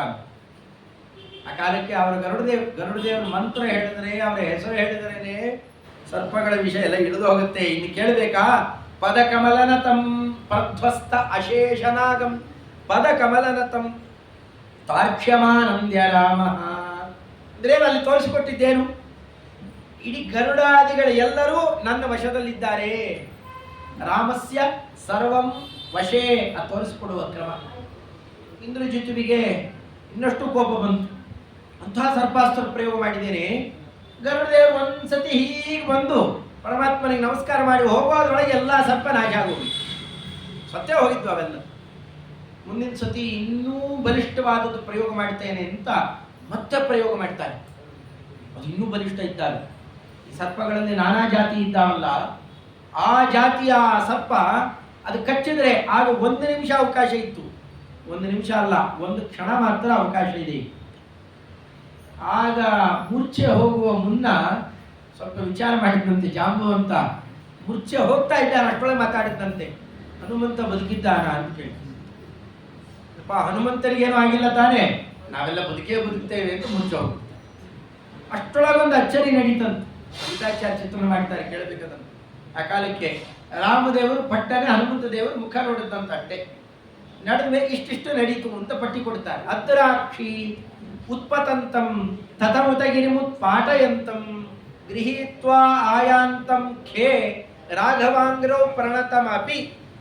ಹೇಳ್ಬೇಕಾದ್ರೆ ನಮ್ಗೆ ಸಮಯ ಬೇಕಾಗುತ್ತೆ. ಅಲ್ಲಿ ಏನೇನಾಯ್ತಂತೆ, ರಾಮದೇವರು ಹನುಮಪ್ಪನ ಮುಖ ನೋಡಿದಂತೆ, ಈ ನಿನ್ ಜವಾಬ್ದಾರಿ ಏನು? ನೋಡ್ತಿರ್ಲಿಕ್ಕೆ ಹಾರಿದ್ರು. ಹಾರ್ತಾ ಇದ್ದಾನೆ ಅನ್ನೋಷ್ಟೊಳಗೆ ಬೆಟ್ಟ ಕಿತ್ತಿ ತಂದಿದ್ದಾರೆ. ಚಿಕ್ಕದಲ್ಲ, ಕಲ್ಲಲ್ಲ, ಅದೇನು ತೊಂಬರಕ್ಕೆ ತೊಂಬಂದಿದ್ದೇನು ಎಂಥದ್ದು? ಪ್ರಾಕ್ಪಂಚಾಷಟ್ ಸಹಸ್ರ ವ್ಯವಹಿತ ಅಮಿತಂ ಯೋಜನೈ ಪರ್ವತಂ ತ್ವಂ ಯಾವತ್ ಸಂಜೀವನಾದ್ಯೌಷಧ ನಿಧಿ ಅಧಿಕ ಪ್ರಾಣಲಂಕಾಮನೈಷಿ. 100 ಯೋಜನ ಉದ್ದ, 100 ಯೋಜನ ಅಗಲ, ಚಚ್ಚೌಕಾಕಾರ ಅಲ್ಲ, ತ್ರಿಕೋಣಾಕೃತಿ. ಮಧ್ಯಭಾಗದಲ್ಲಿ ಮಾತ್ರ 100 ಯೋಜನ, ಅಡ್ಡಡ್ಡಲ್ಲೂ 100 ಯೋಜನ. ಬಟ್ ಎಷ್ಟಾಗೋಯ್ತಲ್ಲಿ? ಇಂತಹ ದೊಡ್ಡ ಪರ್ವತವನ್ನ ಕೈಯಲ್ಲಿ ಕಿತ್ತಿ ತಂದು ಅದರ ಗಾಳಿ ಆ ಕಪಿಗಳಿಗೆಲ್ಲ ಬಡಿಬೇಕು. ಅದರಲ್ಲಿ ಅವರು ಬದುಕ್ಬಿಡ್ಬೇಕಷ್ಟೆ. ಸಂಜೀವನಾದ್ಯೌಷಧ ನಿಧಿ, ಸಂಜೀವನ ಮೂಲಿಕೆ ಅಥವಾ ವಿಶಲ್ಯಕರ್ಣಿಕೆ, ಎಲ್ಲ 4 ಥರ ಔಷಧಿಗಳನ್ನು ಉಲ್ಲೇಖ ಮಾಡ್ತಾರೆ. ಸುವರ್ಣಕರ್ಣಿಕೆ, ವಿಶಲ್ಯಕರ್ಣಿಕೆ ಅಂತಲ್ಲ. ಏನು ಅವರಿಗೆಲ್ಲ ಪೆಟ್ಟುಗಿಟ್ಟು ಬಿದ್ದಿತ್ತು, ಗಾಯ ಆಗಿತ್ತು, ಕಲೆಗಳಾಗಿತ್ತು, ಎಲ್ಲ ವಾಸಿ ಆಗ್ಬಿಡ್ಬೇಕಾ ಆ ವಾಸನೆ ಬಡಿತಿರ್ಲಿ. ಆ ರೀತಿಯಲ್ಲಿ ಆ ಪರ್ವತವನ್ನ ಅವರೆಲ್ಲರಿಗೂ ವಾಸನೆ ಬಡಿಯುವಂತೆ ಮಾಡಿ ಒಂದು ಕಡೆಯಲ್ಲಿ ಬಿಸಾಡಿ ರಾಮದೇವರ ಪಾದದಲ್ಲಿ ಸ್ವಾಮಿ ನೀ ಹೇಳಿದ್ದಿ ಮಾಡಿದ್ದೇನೆ ಅಂತ ಇಷ್ಟು ಮಾಡಿದ್ರಲ್ಲ, ತದೇಕ ಕ್ಷಣೇ ತ್ವಾಂ ಹಿ ಲೋಕ. ಇದಿಷ್ಟು ಮಾಡೋದ್ರೊಳಗೆ ಒಂದು ಕ್ಷಣ ಆಗಿತ್ತಂತೆ. ನಮ್ಗೆ ಹೇಳ್ಬೇಕಾದ್ರೆ ಎಷ್ಟೊತ್ತು ಬೇಕಾಯ್ತಿದೆ ಅದನ್ನ ಮಾಡಿದ್ದು ಒಂದು ಕ್ಷಣದಲ್ಲಿ ಇಷ್ಟು ನಡೆಸಿದ್ರಂತೆ. ಅಧಿಕ ಪ್ರಾಣ ಅಂತ ಕರೀತಾರೆ ಅದಕ್ಕೆ. ಅಷ್ಟು ತ್ರಾಣ ಶಕ್ತಿ ನಮಗೂ ಇಲ್ಲ. ಸರ್ವಾನ್ ಉಜ್ಜೀವಯಂತಂ ಗಿರಿಧರಂ ಅನಗಂ ಚಾಂಜನೇಯಂ ಕಪೀನ್ನ ಸ್ವಾನ್. ಅನಗಂ, ಅದಕ್ಕೆ ಯಾವ ದೋಷ ಇಲ್ಲದೆ ಇರುವಂತಹ ನಮ್ಮ ಮುಖ್ಯ ಪ್ರಾಣದೇವರು ಇಷ್ಟೆಲ್ಲ ಕ್ರಮದಿಂದಾಗಿ ಮಾಡಿ 2ನೇ ಆವರ್ತಿ ಬದುಕಿಸಿದ್ರು. ಇಂದ್ರಜಿತ್ಗೆ ಇನ್ನೂ ಕೋಪ ಬಂತು. ಸಾಮಾನ್ಯ ಅಲ್ಲ ಅವನು, ಅತ್ಯಂತ ಬಲಿಷ್ಠ. ಮತ್ತೆ ಸರ್ಪಾಸ್ತ್ರ ಪ್ರಯೋಗ ಮಾಡಿದ. ಇಲ್ಲಿ ಅವಕಾಶವೇ ಇಲ್ಲ. ಪ್ರಯೋಗ ಮಾಡಿದ ತಕ್ಷಣ ಎಲ್ಲ ಸಾಯ್ಬೇಕಷ್ಟೆ. ಆ ಮುಖ್ಯ ಪ್ರಾಣದೇವರು ಹೋಗಿ ತರಲಿಕ್ಕೂ ಅವಕಾಶ ಇಲ್ಲ. ಈಗೇನ್ ಮಾಡಬೇಕು? ವಿಜ್ಞಾನಾಸ್ತ್ರೇಣ ರಕ್ಷನ್. ತಾನೇ ವಿಜ್ಞಾನಾಸ್ತ್ರ ಪ್ರಯೋಗ ಮಾಡ್ತಾನೆ. ಸರ್ಪಾಸ್ತ್ರ ಪ್ರಯೋಗ ಆಗಿದೆ, ಅದೆಲ್ಲ ಒಂದು ಕಪಿಗಳಿಗೆ ಮುಟ್ಟೋದ್ರೊಳಗೆ ವಿಜ್ಞಾನಾಸ್ತ್ರ ಪ್ರಯೋಗ ಮಾಡಿ ಯಾರಿಗೂ ಯಾವ ಅಪಮೃತ್ಯು ಆದಿಗಳಿಲ್ಲ. ಇಷ್ಟು ಆಶ್ಚರ್ಯ ಅಂತಂದ್ರೆ, ಅವನು ಪ್ರಯೋಗ ಮಾಡಿದ್ದು ವಿಷವನ್ನ. ಆ ವಿಷಕ್ಕೆ ವಿರುದ್ಧವಾಗಿ ಪ್ರಯೋಗ ಮಾಡಬೇಕಾದದ್ದು ಅಮೃತ ಅಲ್ವಾ? ಅಮೃತಾಸ್ತ್ರ ಪ್ರಯೋಗ ಮಾಡಲಿಲ್ಲ. ಭಗವಂತ ಪ್ರಯೋಗ ಮಾಡಿದ್ದೇನು? ವಿಜ್ಞಾನವನ್ನ. ಅಂದ್ರೆ ಈಗಾಗಲೇ ನಮಗೆಲ್ಲ ಸಂಸಾರ ಸರ್ಪದಷ್ಟಮ್ಯೋ, ಸಂಸಾರ ಸರ್ಪ ಕಚ್ಚಿಬಿಟ್ಟಿದೆ. ಇದನ್ನು ಬಿಡಿಸ್ಕೊಳ್ಬೇಕಾಗಿದ್ರೆ ಯಾವ ಔಷಧಿ ತಗೋಬೇಕು? ವಿಜ್ಞಾನ ಅನ್ನುವ ಔಷಧಿ ತಗೋಬೇಕು. ಈಗಿನ ವಿಜ್ಞಾನ ಅಲ್ಲ, ಸಮಾಜ ವಿಜ್ಞಾನ ಅಂತ ಬರುತ್ತಲ್ಲ, ಇದು ಹಿಡ್ಕೊಂಡು ಇನ್ನಷ್ಟು ಹಾಳಾಗೋಗ್ಬಿಡ್ತಾರೆ. ಈ ವಿಜ್ಞಾನ ಅಲ್ಲ, ಅದು ಅಜ್ಞಾನ. ನಿಜವಾಗಿಯೂ ವಿಜ್ಞಾನ ಅಂತಂದ್ರೆ ಯಾವುದು? ದೇವಾನಾಮಪಿ ಯಜ್ಞಾನಂ ವಿಜ್ಞಾನವಿತಿ ಭಣ್ಯತೆ. ಭಗವಂತನನ್ನ ದೇವತೆಗಳು ಎಷ್ಟು ಸೂಕ್ಷ್ಮ ತಿಳಿತಾರಲ್ಲ, ಆ ಉತ್ಕೃಷ್ಟ ತಿಳುವಳಿಕೆ. ಅವ್ರು ತಿಳಿದಿದ್ದು ನಮ್ಗೆ ಹೆಂಗೆ ಗೊತ್ತಾಗುತ್ತೆ? ಅವರೇ ಅವತಾರ ಮಾಡಿಕೊಂಡು ಹೋಗಿದ್ದಾರೆ. ಸಾಕ್ಷಾತ್ ಹನುಮಂತ ದೇವರೇ ಸರ್ವಮೂಲವನ್ನು ಕೊಟ್ಟು ಹೋಗಿದ್ದಾರೆ. ಶ್ರೀಮದಾಚಾರ್ಯರಾಗಿ ಟೀಕಾಕೃತ್ಪಾದರು, ಇಂದ್ರದೇವರು, ಬೇರೆ ಬೇರೆಯವರೆಲ್ಲ ಏನು ಮಹಾನುಭಾವರುಗಳಿದ್ದರೋ ಎಲ್ಲ ದೊಡ್ಡ ದೊಡ್ಡ ದೇವತೆಗಳ ಅವತಾರ ಮಾಡಿಯೇ ಗ್ರಂಥ ರತ್ನಗಳನ್ನು ಕೊಟ್ಟಿದ್ದಾರಲ್ಲ. ಇದೆಲ್ಲ ವಿಜ್ಞಾನಾಸ್ತ್ರ. ಅದು ನಮ್ಮ ಬಳಿಯಲ್ಲಿದ್ದರೆ ಯಾವ ವಿಷವೂ ಏನು ಮಾಡೋದು ಅಂತ ತೋರಿಸಿಕೊಟ್ಟ ಕ್ರಮ. ಹೀಗೆ ವಿಜ್ಞಾನಾಸ್ತ್ರೇಣ ರಕ್ಷನ್ ಸಮವತು ದಮಯನ್ ಲಕ್ಷ್ಮಣ ಚಕ್ರ ಚತುಂ. ಇಷ್ಟೆಲ್ಲ ಉಪಟಳ ಮಾಡ್ತಾ ಇರೋವನ್ನ ಆ ಕಾಲಕ್ಕೆ ಲಕ್ಷ್ಮಣ ದೇವರಿಗೆ ಆದೇಶ ಕೊಟ್ಟು ಇಂದ್ರಜಿತ್ವನ್ನ ಸಂಹಾರ ಮಾಡಿ ನಿಕುಂಬಲೆ ಅಂತ ದೊಡ್ಡ ಗುಹೆಯಲ್ಲಿ ಕೂತು ಮಂತ್ರ ಜಪ ಮಾಡ್ತಾ ಕೂತಿರ್ತಾರೆ. ಅದು ಸಿದ್ಧಿ ಆಯಿತು ಅಂತಂದ್ರೆ ಘೋರ ಶಕ್ತಿ ಆತನಿಗೆ. ಅದಾಗಬಾರ್ದು. ಆ ಕ್ರಮದಿಂದಾಗಿ ಅಂಗದನ ಹೆಗಲೆಯಲ್ಲಿ ಹೋಗ್ತಾರೆ. ಹನುಮಂತ ದೇವರು ಜೊತೆಗೆ ಹೋಗಿದ್ದರು. ಲಕ್ಷ್ಮಣನಿಗೆ ಏನಾದ್ರು ಪೆಟ್ಟು ಬಿದ್ದರೆ ಅಂತ ಜೊತೆಗಿದ್ರು. ಎಷ್ಟೋ ಯುದ್ಧಗಳನ್ನು ಈ ಥರದಲ್ಲಿ ತಾವೇ ಜೊತೆಯಲ್ಲಿದ್ದು ನಡೆಸ್ತಾರೆ. ಆ ಕ್ರಮದಿಂದಾಗಿ ಲಕ್ಷ್ಮಣನ ದ್ವಾರ ಇಂದ್ರಜಿತುವಿನ ಸಂಹಾರ ಆಗಬೇಕು. ಆ ಕ್ರಮದಲ್ಲಿ ನಡೆಸಿ ಕ್ರವ್ಯಾದಾನ್ ಘನನ್ನ ಸಂಖ್ಯಾನ್ ಅಪಿ ದಶವದನಂ ಬ್ರಹ್ಮಪೂರ್ವೈ ಸುರೇಶೈ ಎಲ್ಲ ನಾಶ ಆಗ್ತಾ ಬಂದರು. ಕುಂಭ ನಿಕುಂಭ ಮುಂತಾದವರು ಪ್ರತಿಯೊಬ್ಬರನ್ನ ಸುಗ್ರೀವಾದಿಗಳು ತಮ್ಮ ತಮ್ಮ ಸಾಮರ್ಥ್ಯ ಇದ್ದಂತ ಎಲ್ಲರನ್ನೂ ಹೊಡೆದು ಕೊಂದು ಹಾಕಿದ್ರು. ಓ ಮುಗಿದಾಯ್ತು, ಇನ್ಯಾರು ಉಳ್ಕೊಂಡಿದ್ದಾರೀಗ? ರಾವಣ ಒಬ್ಬರೇ. ರಾಮದೇವರು ಕೊಂದ್ರೆ ಮುಗೀತು ಅಂತ ಎಲ್ಲ ತಿಳ್ಕೊಂಡಿದ್ದಾರೆ. ಎಲ್ಲಾ ಸೇನೆ ಮುಗೀತು ಅನ್ನೋ ಹೊತ್ತಿಗೆ ಕಡೆ ಒಂದು ಸೇನೆ ತೆಗಿತಾನೆ. ಎಷ್ಟಿತ್ತಂತೆ ಅದು ಅಂತ ಪಟ್ಟಿ ಕೊಟ್ಟಿದ್ದಾರೆ. ನನ್ನ ಅಸಂಖ್ಯಾನ ಅಂತ ಮಂತ್ರಾಲಯ ಪ್ರಭುಗಳು ಎಷ್ಟಿತ್ತಂತೆ ಆ ಸಂಖ್ಯೆಯನ್ನು ನೋಡಿದ್ರೆ ಷಷ್ಠಿ ವಿಭಕ್ತಿ ಅರ್ಥ ಆಗುತ್ತೆ.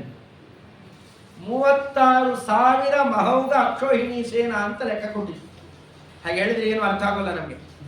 ಅರ್ಥ ಆಗ್ಬೇಕಾಗಿದ್ದರೆ ಸೊನ್ನೆಗಳನ್ನು ಲೆಕ್ಕ ಹಾಕ್ಬೇಕಲ್ಲ. 1 0 ಹಾಕಿದ್ರೆ 10, 2 ಹಾಕಿದ್ರೆ 100 ಲೆಕ್ಕ ಹಾಕ್ತಾ ಬರ್ತೀವಿ ನಾವು. ಹಾಗೆ ಲೆಕ್ಕ ಹಾಕಿದ್ರೆ ಎಷ್ಟು, 5 ಹಾಕಿದ್ರೆ ಇಷ್ಟು, 6 ಹಾಕಿದ್ರೆ ಇಷ್ಟು, 7 ಕೋಟಿಗೆ ಬಂದು ನಿಂತಿದ್ದೇವೆ. ಹೌದಾ? ಅದು ಹೇಳಿದ್ರೆ ಅರ್ಥ ಆಗುತ್ತೆ, ಅದ್ರ ಮುಂದೆ ಹೇಳಿದ್ರೆ ಅರ್ಥ ಆಗೋಲ್ಲ. ನಮ್ಗೆ ಯಾವ್ದಾರ ಸಂಖ್ಯೆ ಬರೋದು 70 0 ಹಾಕ್ಬೇಕಂತ, 7 ಅಲ್ಲ 70 0 ಹಾಕಬೇಕು. ಹಾಗೆ ಹಾಕಿದರೆ ಆ 70 0, 7 0 ಕೋಟಿ ಅಂತ ಹೆಸರ. ಹಾಗೆ 70 0ಗೆ ಮಹೌಘ ಅಂತ ಹೆಸರು. ಶಂಖು, ಪದ್ಮ, ಚಕ್ರ ಅಂತ ಹೀಗೆಲ್ಲ ಬೇರೆ ಬೇರೆ ಹೆಸರಿದೆ ಅದಕ್ಕೆಲ್ಲ. ಊಹಿಣಿ, ವಾಹಿನಿ, ಅಕ್ಷೋಹಿಣಿ ಅಂತ ಹೀಗೆಲ್ಲ ಇದೆ. ಅದರಲ್ಲಿ ಲೆಕ್ಕ ಹಾಕಿದಾಗ ಮಹೌಘ ಅಂತ ಕರಿ, ಓಘ ಮಹೌಘ, ಊಹಿಣಿ ವಾಹಿನಿ ಅಂತೆಲ್ಲ ಲೆಕ್ಕ ಬಂದು ಮಹೌಘ ಅಂತ ಬರುತ್ತೆ. ಅದು ಒಂದು ಮಹೌಘ ಅಂದರೆ 70 0 ಇರಬೇಕು. ಅದಕ್ಕೆ ಅಷ್ಟು ಜನ ಇದ್ದಿದ್ದಲ್ಲ ಅಲ್ಲಿ, ಮಹೌಘದಷ್ಟಲ್ಲ ಅದು. ಮಹೌಘ ಅಕ್ಷೋಹಿಣಿ ಅಲ್ಲ. ಒಂದು ಅಕ್ಷೋಹಿಣಿ ಅಂತಂದ್ರೆ 2.25 ಲಕ್ಷ ಜನ ಇರ್ತಾರೆ ಕನಿಷ್ಠ. ಅಂದ್ರೆ 2,18,000 ಜನ ಕಮ್ಮಿ ಅಂತಂದ್ರೆ. ಅಂಥದ್ದು ಮಹೌಘ ಅಷ್ಟಕ್ಕೆ ಅಲ್ಲ, 36,000 ಮಹೌಘ ಅಷ್ಟು ಅಕ್ಷೋಹಿಣಿ. ಒಂದು ಮಹೌಘ ಅಂದ್ರೆ ಇಷ್ಟು ಲೆಕ್ಕ ಬರುತ್ತೆ ನಮಗೆ. ಅದು 36,000 ಮಹೌಘ ಆಗಬೇಕು. 36,000 ಇಂಟು 70 ಮಾಡಿಕೊಡ್ರಿ, 70 0 ಹಾಕೋಬೇಕು ಅದನ್ನು. ಇದು ಜನ ಅಲ್ಲ, ಇಷ್ಟು ಅಕ್ಷೋಹಿಣಿ ಇಂಟು 2.25 ಲಕ್ಷ. ಕ್ಯಾಲ್ಕುಲೇಟರ್ ಸಿಡಿದೋಗ್ಬಿಡುತ್ತೆ. ಈ ಇಂತ ತೋರ್ಸಕ್ಕೆ ಶುರು ಮಾಡುತ್ತೆ ಎಲ್ಲರೂ. ಅದೆಲ್ಲ ತೋರಿಸೋಲ್ಲ ಈ ಲೆಕ್ಕ ಎಲ್ಲ. ಇಷ್ಟು ಜನ ಯಾರಿಗೆ ಬಂದ್ರೆ ಇಷ್ಟು ಕುದುರೆ ಇದೆ, ಇಷ್ಟು ಆನೆ ಇದೆ, ಇಷ್ಟು ರಥಗಳಿದ್ದಾವೆ, ಅದಕ್ಕೆ ತಕ್ಕಂತೆ ಪದಾತಿಗಳಿದ್ದಾರೆ. ಇಂಥ ಸೇನೆ, ರಾವಣನ ಮೂಲಬಲ ಕಂಡು ಕಪಿ ಸೇನೆ, ಆವಾವಲ್ಲಿ ಬೆದರಿ ಓಡುತ್ತೀರಿ. ಇದನ್ನು ನೋಡಿದ ಮೇಲೆ ಸ್ವಾಮಿ ಇನ್ನು ಕಥೆ ಮುಗಿದೋಯ್ತು, ನಮ್ದು ಎಲ್ಲ ಮುಗಿದೋಯ್ತು ಅಂದ್ರೆ ಕಡೆಗೆ ತೆಗಿತಾ ಇದ್ದಾನೆ. ಎಲ್ಲಿಟ್ಟಿದ್ದ ರಾವಣ ಅಂತ ಕೇಳಬೇಕು. ಅದು ಲಂಕಾಪಟ್ಟಣ, ಬೆಂಕಿಪಟ್ಟಣ ಇದ್ದಷ್ಟಿದೆ. ಅದರಲ್ಲಿ ಇಷ್ಟು ದೊಡ್ಡ ಸೇನೆ, ಅವರಿಗೆ ಅನ್ನೋದಕ್ಕೆ ಆಹಾರಾದಿಗಳನ್ನು ಕೊಡ್ತಿದ್ನಲ್ಲ. ರಾವಣನ ಶಕ್ತಿ ಸಾಮರ್ಥ್ಯ ಇನ್ನೆಷ್ಟಿರ್ಬೇಕದನ್ನು. ಎಲ್ಲ ಬ್ರಹ್ಮದೇವರ ವರದಿಂದ ಅವಧ್ಯರು ಇಷ್ಟೂ ಜನ ಇವರನ್ನೆಲ್ಲ ಸೇರಿಸಿ ಆ ಕಾಲಕ್ಕೆ ಕರ್ಕೊಂಡು ಮುಂದೆ ಬಿಟ್ಟರೆ ಇನ್ನೇನು ಮಾಡಲಿಲ್ಲ. ರಾಮದೇವರು ತಾನೇ ನಿಲ್ತಾನೆ.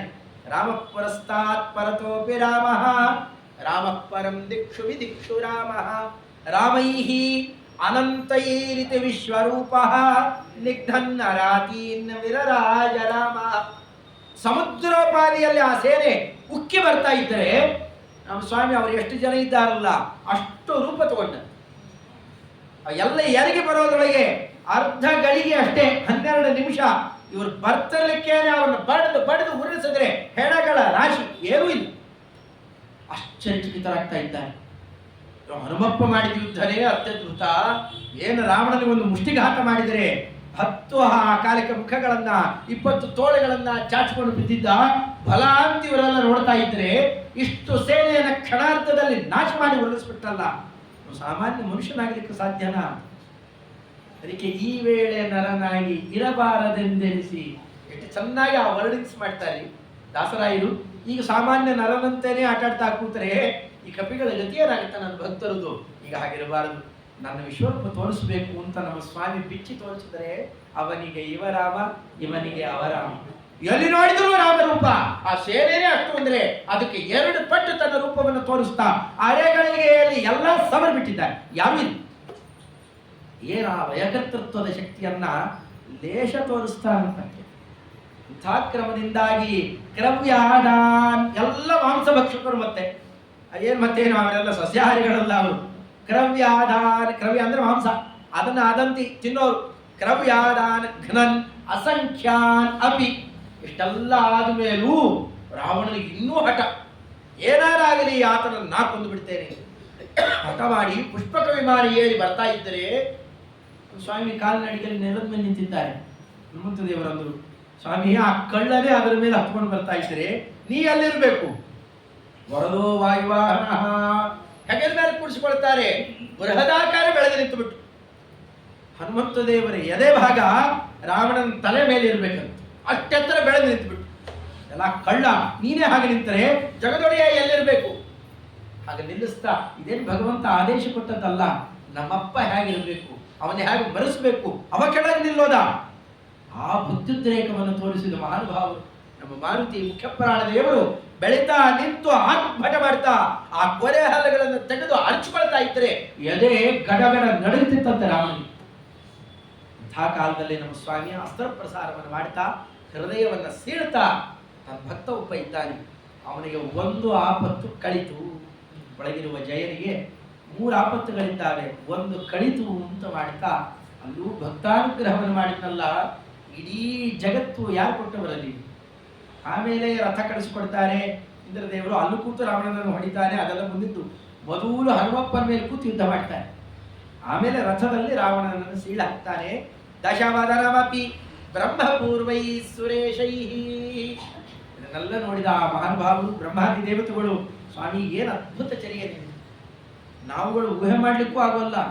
ಆ ಕ್ರಮದಿಂದಾಗಿ ಒಳಗಡೆ ದುಷ್ಟ ನಿಗ್ರಹ ಆಗಿರಬೇಕು, ಅಲ್ಲೇ ಇದ್ದ ಸಜ್ಜನರನ್ನು ಪರಿಪಾಲನೆ ಮಾಡಿರಬೇಕು, ಅಷ್ಟೂ ಸಜ್ಜನರನ್ನು ಉದ್ಧಾರ ಮಾಡಬೇಕು. ವಿಭೀಷಣನಿಗೆ ಆದೇಶ ಕೊಟ್ಟು ಸಂಸ್ಕಾರ ಮಾಡುವಂತಾರೆ. ಒಳಗೊಬ್ಬ ಸಾತ್ವಿಕ ಇದ್ದಪ್ಪ, ನನಗೆ ಆ ಸಂಸ್ಕಾರ ತಲುಪಬೇಕು, ಸಂಸ್ಕಾರ ಮಾಡುವಂತಾರೆ. ಸಂಸ್ಕಾರ ಮಾಡಿಸ್ತಾ ಸಮಗ್ರ ಇಡೀ ರಾಕ್ಷಸ ಸಾಮ್ರಾಜ್ಯ ಏನಿದೆ ಅದಕ್ಕಷ್ಟಕ್ಕೂ ಅಧಿಪತಿ ನೀನೇ. ಇಲ್ಲಿಂದ ಯಾವುದೇ ತರಹದ ಕೆಟ್ಟ ಸುದ್ದಿ ನನಗೆ ಬರಬಾರದು. ರಾವಣನನ್ನು ಹೊಡೆದ ಬಾಣಕ್ಕೆ ನಿನ್ನ ಕಂಡ್ರೆ ಏನು ಕಾರುಣ್ಯ ಏನು ಬರೋಲ್ಲ, ಅದರ ಎಚ್ಚರಿಕೆ ಇರಲಿ. ಚಿರಂಜೀವಿಯಾಗಿ ನನ್ನ ಭಕ್ತನಾಗಿ ಬಾಳು ಅಂತ ಆತನಿಗೆ ಅನುಗ್ರಹ ವಿಶೇಷವನ್ನು ಮಾಡ್ತಾ ಪುಷ್ಪೈರಾಕೀರ್ಯಮಾಣ, ಪುಷ್ಪದಿಂದ ಸುರಿಮಳೆಗೈತಾ ಇದ್ದರೆ ಸೀದ ನಡೆದು ಎಲ್ಲಿಗೆ ಹೋಗಿದ್ದು, ತನ್ನ ಮಡದಿಯಲ್ಲಿದ್ದಾಳೆ ಅಲ್ಲಿಗೆ ಹೊರಡ್ತಾನೆ. ಸೀತಾದೇವಿಯನ್ನು ಕರ್ಕೊಂಡ್ಬರ್ಲಿಕ್ಕೆ ಅಲ್ಲ ಇಷ್ಟೆಲ್ಲ ಮಾಡಿದ್ದು. ಮತ್ತೆ ಇಷ್ಟು ಪ್ರೇಮ ಯಾರು ತೋರಿಸಿದ್ದಾರ? ಇವತ್ತು ಯಾವುದೆಲ್ಲ ತಾಜ್ ಮಹಲ್ ಅವು ಇವು ಅಲ್ಲಿ ತೇಜೋ ಮಹಾಲಯ ಅಂತಾರ. ಅದನ್ನ ಅದು ಏನೇನು ಅಪಥ ಹೆಸರಿಟ್ರು, ಯಾರ್ಯಾರು ಬದಲಾಯಿಸಿದ್ರು, ಅದು ಏನೇನು ಇತಿಹಾಸಗಳು ಅಪತ್ತು ಏನೇನೋ ನಡೆದು ಹೋಗಿದೆ, ಅದನ್ನ ಪ್ರೇಮದ ಸಂಕೇತ ಅಂತಂತಾರಲ್ಲ. ಏನು ಬಡ್ಕೋಬೇಕಂತ ಇಷ್ಟೆಲ್ಲ ಆಸುರರನ್ನು ಹೊಡೆದು ಸೀತಾದೇವಿಯನ್ನು ಕರ್ಕೊಂಡು ಬರಲಿಕ್ಕೆ ಸಮುದ್ರಕ್ಕೆ ಸೇತುವೆ ಕಟ್ಟಿ ಬಂದಲ್ಲ ಪರಮಾತ್ಮ. ಅದು ಎನ್ನೆಂತಹ ಪ್ರೇಮ ಪ್ರಸಂಗ ಅದು. ಅಷ್ಟಾದರೂ ಧರ್ಮಾದಿಗಳನ್ನು ಮೀರಬಾರದು. ಸ್ತ್ರೀಯರೇ ಹಾಗಿರಬೇಕು, ಯಾವ ಕ್ರಮದಲ್ಲಿ ವರ್ಚಸ್ಸಿರಬೇಕು ಅನ್ನೋದನ್ನು ತೋರಿಸ್ತಾ ಭೂತವಹ ವಿಮಲಾಂ ಆಪ್ಯ ಸೀತಾಂ ವಿಚಿತ್ಯ ಅಗ್ನಿ ಪ್ರವೇಶವನ್ನು ಮಾಡ್ತಾ ಎಷ್ಟು ಒಳಗಡೆಯಲ್ಲಿ ಪಾತಿವ್ರತ್ಯದ ಪ್ರಭಾವ ಇದೆ, ಹಾಗಿರಬೇಕು ಇಲ್ಲಿಯ ಸ್ತ್ರೀಯರು ಅನ್ನೋದನ್ನು ತೋರಿಸ್ತಾ ಅಮ್ಮನವರು ಅಗ್ನಿ ಪ್ರವೇಶ ಮಾಡಿ ಹೊರಗೆ ಬರೋಣ. ಆ ಕಾಲಕ್ಕೆ ಹುತವಹ ವಿಮಲಾಂ ಆಪ್ಯ ಸೀತಾಂ ವಿಧಾಯ ರಕ್ಷೋನಾಥಂ ಸ್ವಭಕ್ತಂ. ತನ್ನ ಭಕ್ತನೇ ರಾಕ್ಷಸರಿಗೂ ಅಧಿಪತಿಯಾಗಿರ್ಬೇಕು. ಅಲ್ಲೂ ರಾಮಾಯಣ ಕಥಾಶ್ರವಣ ನಿರಂತರ ನಡೆದಿರಬೇಕು. ಅಂದ್ರೆ ಒಂದು ಜಾತಿಯವರಲ್ಲ ರಾಮದೇವರ ಭಕ್ತರು, ರಾಕ್ಷಸಾದಿಗಳು ಎಲ್ಲರೂ ರಾಮದೇವರ ಭಕ್ತರೇ. ಹಾಗಿರುವವರೇ ಇವತ್ತಿಗೂ ಚಿರಂಜೀವಿಗಳಾಗಿದ್ದಾರೆ.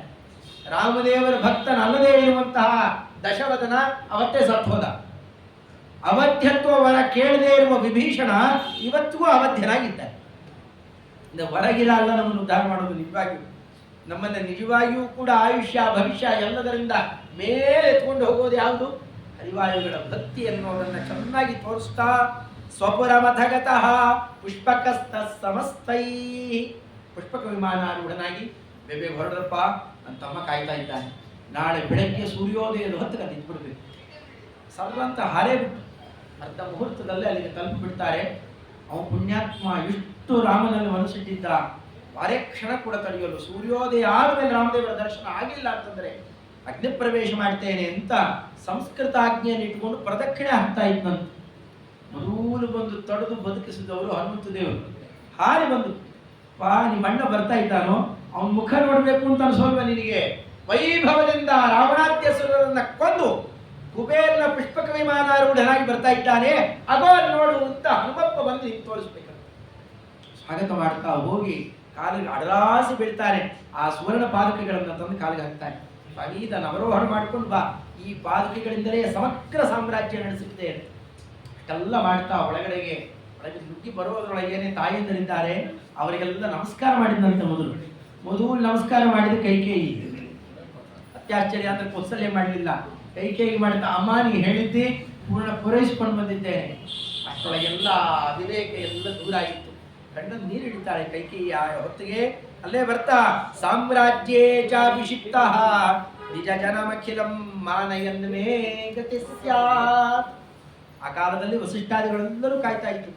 ಅದರಂತೆ ಇಡೀ ಪಟ್ಟಣಿಗರು ಬಾಗಿಲ ಹಾಕಿಲ್ಲ, ರಾಮದೇವರು ಬಂದಾಗ ನಾವು ಬಾಗಿಲಿಗೆ ಹಾಕಿಬಿಟ್ಟಿದ್ರೆ 14 ವರ್ಷ ಬಾಗಿಲು ಹಾಕದೆ ಕಾಯ್ತಾ ಇದ್ರು. ರಾಮದೇವರು ಬರಲಿಕ್ಕೆ ನುಗ್ಗಿ ಬರ್ತಾರೆ ಎಂದು ಆತನನ್ನು ಕಂಡು ಅದರಲ್ಲೂ ಆ ವಿಜಯೋತ್ಸವವನ್ನು ಮಾಡಿ ದೇಶದ ಆಪತ್ತನ್ನು, ಜಗತ್ತಿನ ಆಪತ್ತನ್ನು ಕಳೆದು ಬಂದಿದ್ದಾರೆ. ಇದು ಸರಿಯಾದ ಕಾಲ ಅಂತ ಕಾಯ್ತಾ ಇರೋ ಹೊತ್ತಿಗೆ ವಸಿಷ್ಠಾದಿಗಳೆಲ್ಲ ಸಿದ್ಧನೇ ಇದ್ರು. ಬರ್ತಲಿಕ್ಕೆ ಮೊದಲು ಮಾಡಿದ್ದೇನೆ ಪಟ್ಟಾಭಿಷೇಕ ಮಹೋತ್ಸವ. ಅದಕ್ಕೆ ಷಷ್ಠಿಗೆ ಏಕಶತಂ ಷಷ್ಠ್ಯರ್ಥ ಅಂತಂದಿದ್ದಾರೆ.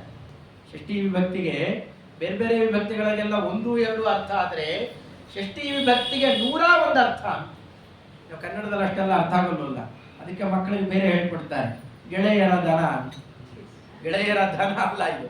ಅದೇನು ಗೆ ಳ ಯ ರ ದ ನ ಯಾವ ಬೇಕಾದ್ರೆ ಹೇಳಿ. ಪುಸ್ತಕದ, ರಾಮನಿಗೆ, ಗೆ ಳ ಇದು ರಮಾಳ ಎಲ್ಲ ಬರಬೇಕಲ್ಲ. ನೀವು ಯಾವ ಅರ್ಥ ತಗೊಂಡ್ರು ಎಲ್ಲ ಷಷ್ಠಿದೆ. ಅಂದಮೇಲೆ ಇಲ್ಲೂ ಕೂಡ ತೋರಿಸಿಕೊಡ್ತಾ ಇಡೀ ಸಾಮ್ರಾಜ್ಯವನ್ನು, ರಕ್ಷಸ್ ಸಾಮ್ರಾಜ್ಯವನ್ನು ಅಲ್ಲೋಲ ಕಲ್ಲೋಲ ಮಾಡಿದ್ದಲ್ಲದೆ, ಆ ಸಾಮ್ರಾಜ್ಯವನ್ನು ವಿಭೀಷಣನಿಗೆ ಕೊಟ್ಟಿದ್ದಲ್ಲದೆ, ಪುಷ್ಪಕಾದಿ ಎಲ್ಲ ವಿಮಾನಗಳನ್ನು ತನ್ನ ವಶದಲ್ಲಿ ಇಟ್ಟುಕೊಳ್ಳೋದಲ್ಲದೆ ರಾಮದೇವರು ಮಾಡಿದ್ದೇನು, ಸಮಗ್ರ ಸಾಮ್ರಾಜ್ಯಕ್ಕೆ ನಾನೇ ಅಧಿಪತಿ ಇದ್ದೇನೆ. ಬ್ರಹ್ಮಾದಿಗಳೆಲ್ಲರೂ ಸ್ತವನ ಮಾಡುವ ಹೊತ್ತಿನಲ್ಲಿ ಗಂಗಾದಿ ತೀರ್ಥಗಳಿಂದ, ರತ್ನಾದಿಗಳಿಂದ ಅಭಿಷಿಕ್ತನಾಗಿ ಪಟ್ಟಾಭಿರಾಮ ಅಂತ ಪ್ರಸಿದ್ಧನಾಗಿ ಕೊಡ್ತಾನೆ. ಸಾಮ್ರಾಜ್ಯೇ ಚಾಭಿಷಿಕ್ತ ಪುರಜನಮಹಿತ. ಅಲ್ಲಿರುವ ಪಟ್ಟಣಗಳೆಲ್ಲ ಕುಣಿದಾಡಿ ಬಿಡ್ತಾರೆ. ಇದನ್ನು ನೋಡುವವರಿಗೆ ನಮಗೆ ಬೇರೆ ಮೋಕ್ಷ ಯಾಕಬೇಕು ಅಂತ ಅಂಥ ವೈಭವವನ್ನ ತೋರಿಸಿಕೊಡ್ತಾ ಪರಮಾತ್ಮ ಮಾನಯನ್ ಮೇ ಗತಿ ಸ್ಯಾತ್. ಎಲ್ಲರಿಂದ ಆರಾಧ್ಯನಾದಂತಹ ಪರಮಾತ್ಮ ನಮ್ಮಿಂದಲೂ ಆರಾಧ್ಯನಾಗಿ ನಮಗೂ ಗತಿಪ್ರದನಾಗಲಿ ಅಂತ ಕೇಳಿದ್ರಲ್ಲ. ಇದೆಲ್ಲ ಯುದ್ಧಕಾಂಡದ ಪ್ರಕರಣ. 6ನೇ ಕಾಂಡ, 6ನೇ ವಿಭಕ್ತಿ. ಕಡೆಗುಳಿದಿತ್ತು ಉತ್ತರಕಾಂಡ ಅಷ್ಟೇ. ಅದನ್ನ ಹೇಗೆ ತೋರಿಸ್ತಾರೆ? ಸಪ್ತಮಿ ವಿಭಕ್ತಿ. ರಾಮೇ ಭಕ್ತಿರ ಖಂಡಿತ ಭವತು ಮೇ. ಸಮಗ್ರ ಉತ್ತರಕಾಂಡ ಕೇಳಿದ್ಮೇಲೆ ನಾವು ಬರೋದಿಷ್ಟೇ.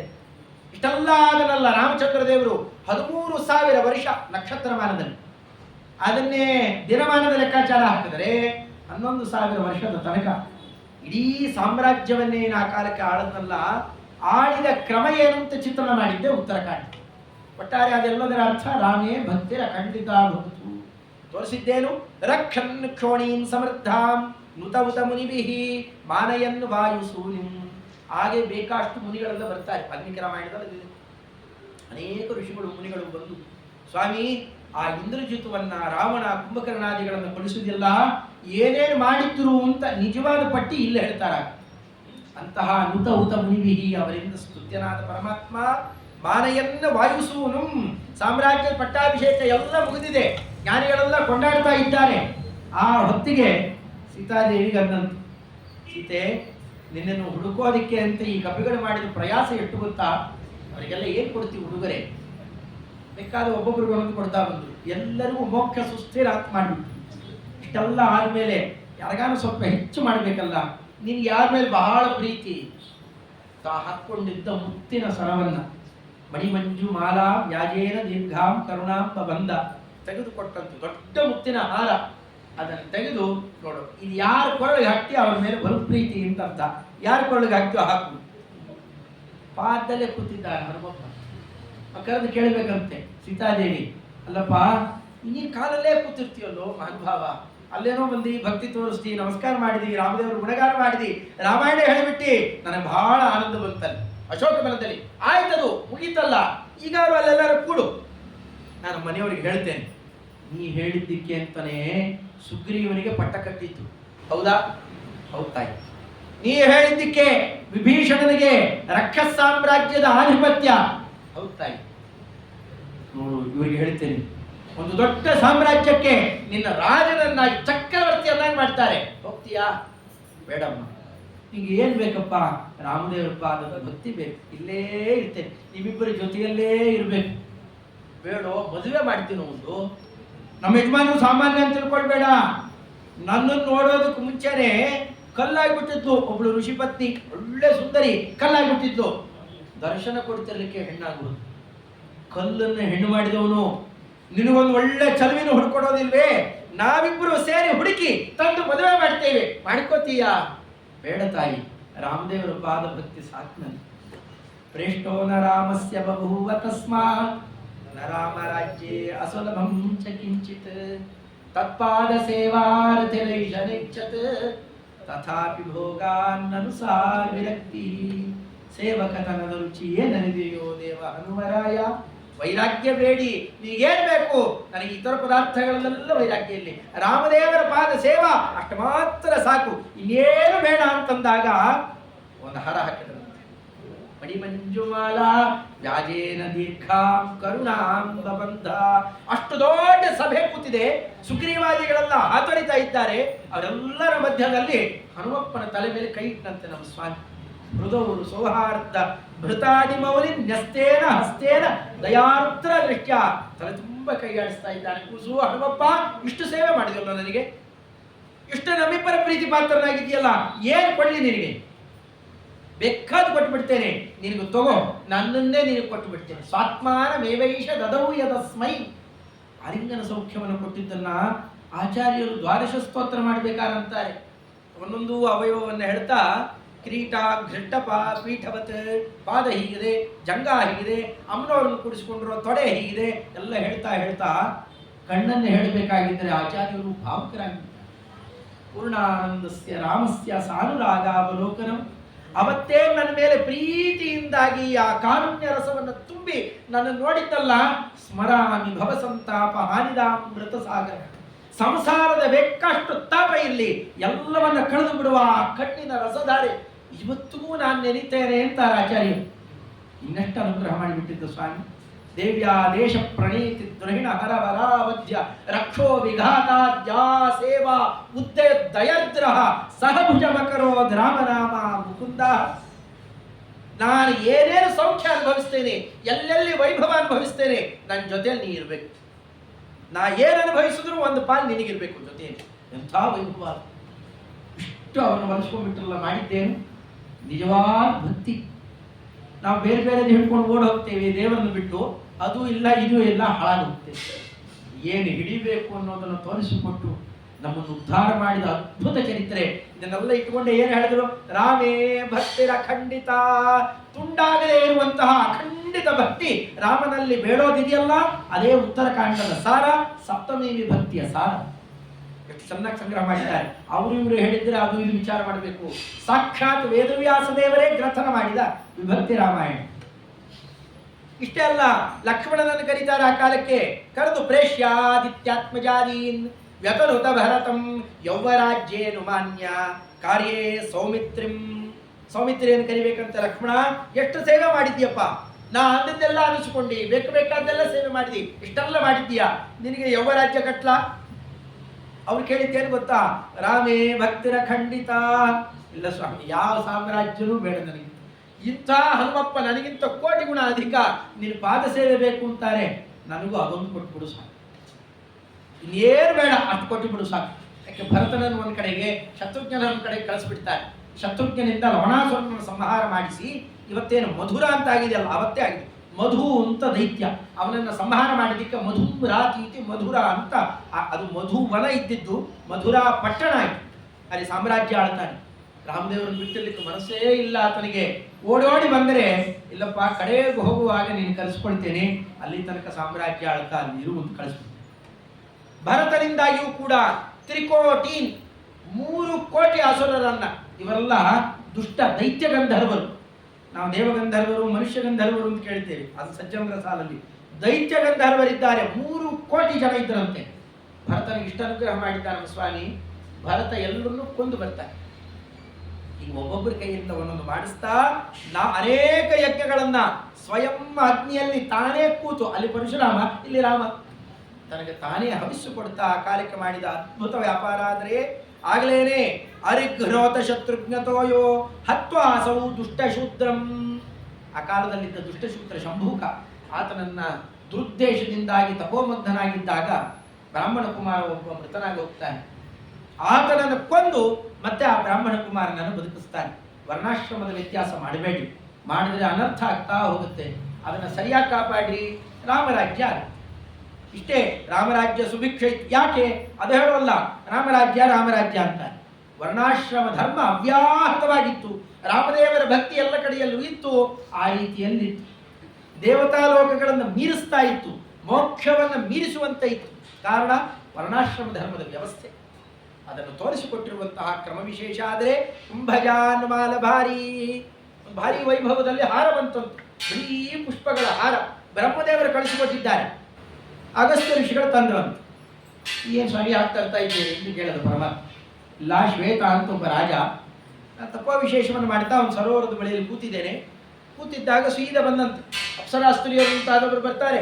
ವಿಮಾನಾರೂಢರಾಗಿ ಬಂದಿದ್ದಾನೆ, ಕೆಳಗಿಳಿತಾನೆ, ಒಂದು ದೋಣಿ ಹತ್ಕೊಂಡು ದೂರ ಹೋಗ್ತಾನೆ. ಏನೋ ಮಾಡ್ತಾನೆ ಅಂತ ನೋಡಿದ್ರೆ ಒಂದು ಶವ ಬಿದ್ದಿದೆ, ಅದನ್ನ ಕಿತ್ತಿ ಬಗೆದು ತಿಂತಾನೆ. ಇದೇನು ಗ್ರಹಚಾರನು ಅಂತ ಕೇಳಿದೆ ನಾನು. ಸ್ವಾಮಿ ಕೇಳಿದ್ದಕ್ಕೆ ಶ್ವೇತ ಅಂತ ದೊಡ್ಡ ರಾಜ ಬೇಕಾಷ್ಟು ಯಾಗಯಜ್ಞಗಳನ್ನು ಮಾಡಿದ್ದ. ಯಜ್ಞ ಮಾಡೋದು, ದಕ್ಷಿಣ ಕೊಡೋದು, ನಿಮ್ಮ ಮನೆಗೆ ಊಟಕ್ಕೆ ಹೋಗಿ ಅಂತ ಕಳಿಸ್ಬಿಡೋದು. ಊಟಕ್ಕೆ ಹಾಕ್ತಾ ಇರಲಿಲ್ಲ. ಯಜ್ಞ ಮಾಡಿದಾಗ ಅದಕ್ಕೆ ಮಂಗಳ ಅಂದ್ರೆ ಊಟಕ್ಕೆ ಮಾಡಿಸ್ತಾರೆ. ಯಾಕೆ? ಸರ್ವೋತ್ತಮರಾಯ ಪಾಪ ಯಾಕೆ ಕಷ್ಟಪಟ್ಟು ಎಲ್ಲ ಬನ್ನಿ ಅಂತ ಕರೀತಾರೆ. ರಾಮಾಯಣದಲ್ಲಿದೆ ಅದು. ಆ ಕಾಲಕ್ಕೆ ಅವರಿಗೆಲ್ಲ ಯಜ್ಞ ಮಾಡಿಸಿ ಊಟಕ್ಕೆ ಹಾಕ್ತೆ. ಅನ್ನದಾನ ಮಾಡದೇ ಇದ್ದರ ಪ್ರಭಾವದಿಂದ ಅವನು ತನ್ನ ಶವನೇ, ಅದು ಬೇರೆಯವ್ರದಲ್ಲ, ತನ್ನ ಶವನೇ ಕಿತ್ತಿ ತಿಂದರೆ ದೇವತಾ ಲೋಕದಲ್ಲಿ ವಾಸ. ಬೇಕಾದ ಅಮೃತಪಾನ ಮಾಡಿದ್ರೂ ತೃಪ್ತಿ ಇಲ್ಲ.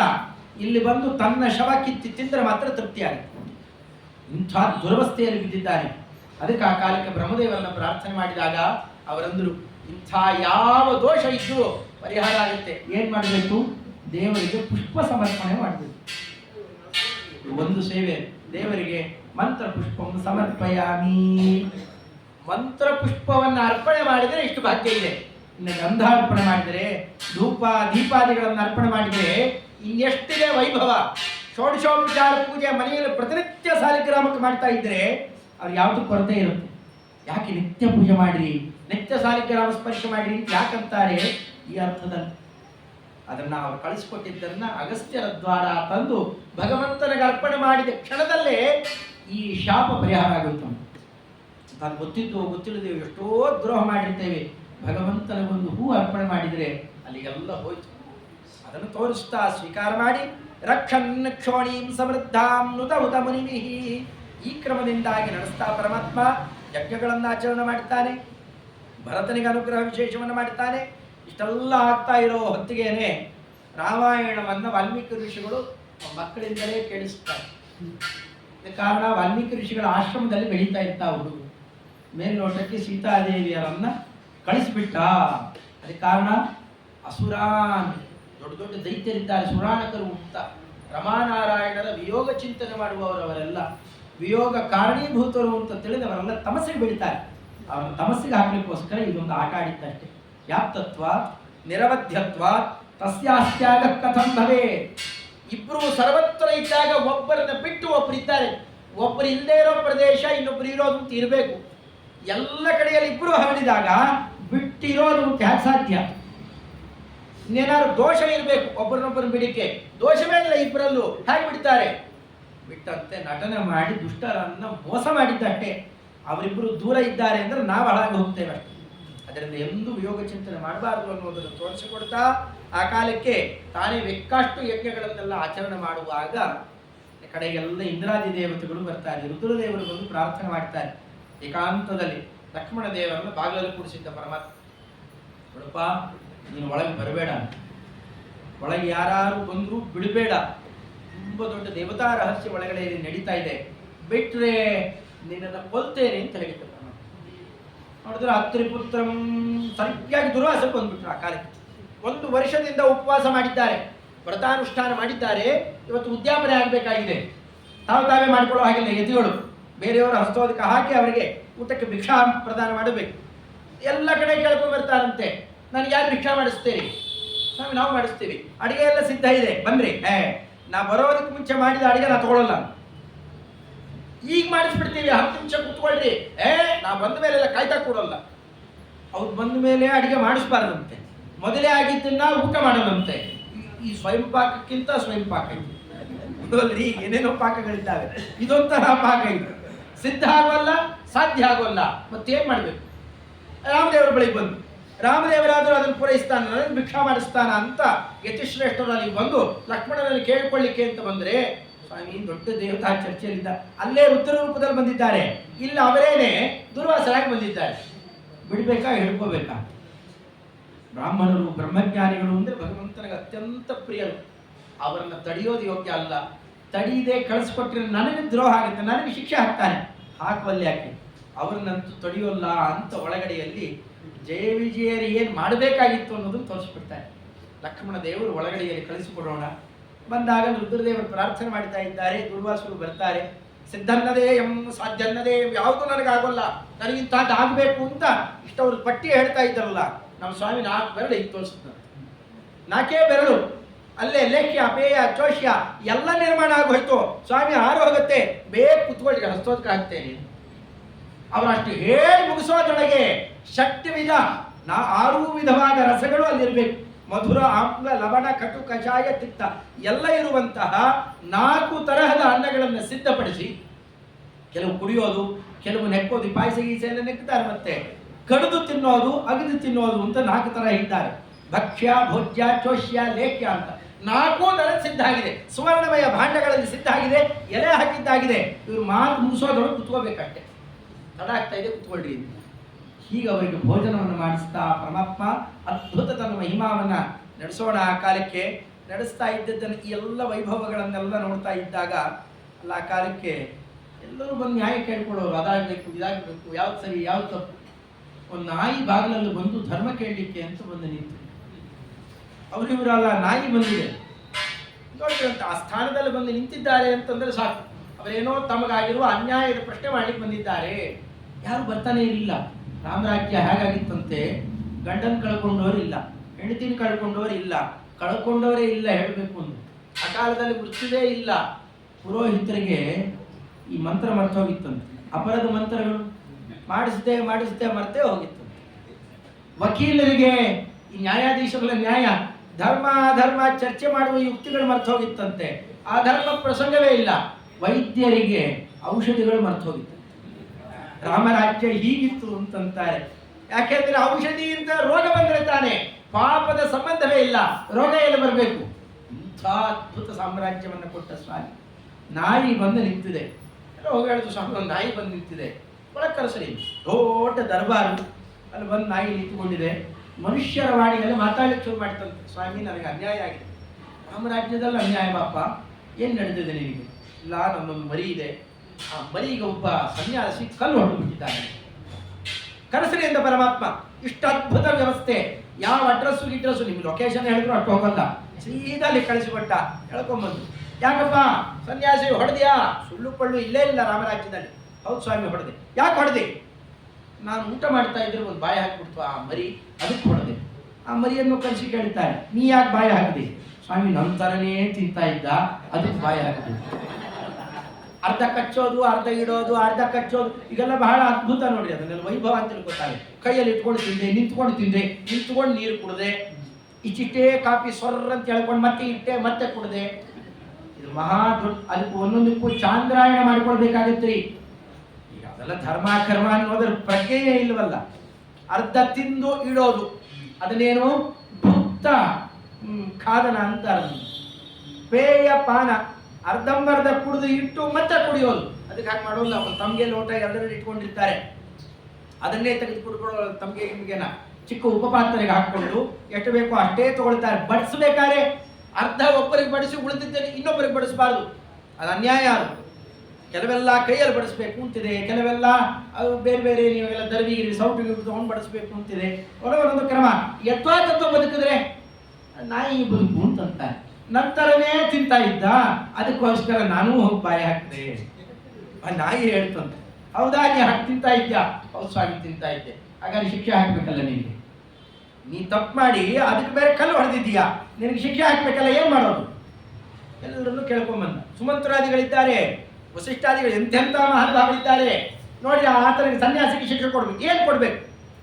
ಇಲ್ಲ ಸ್ವಾಮಿ, ಅವನಿಗೂ ಒಂದ್ಸತಿ ಕಲ್ಲಲ್ಲಿ ಹೊಡಿಬೇಕು, ಇಲ್ಲ ಹಾಗೆ ಮಾಡಬೇಕು, ಹೀಗೆ ಮಾಡಬೇಕು, ಹಾಗೂ ಇದು ಎಲ್ಲ ಏನೇನೋ ಹೇಳ್ತಾ ಬರ್ತಾರೆ. ಎಲ್ಲ ಆದ್ಮೇಲೆ ಆ ನಾಯಿನ ಕೇಳ್ತಾನೆ, ಏನಪ್ಪ ನೀ ಏನಂತೀಯ ಅಂತ ಕೇಳಿ.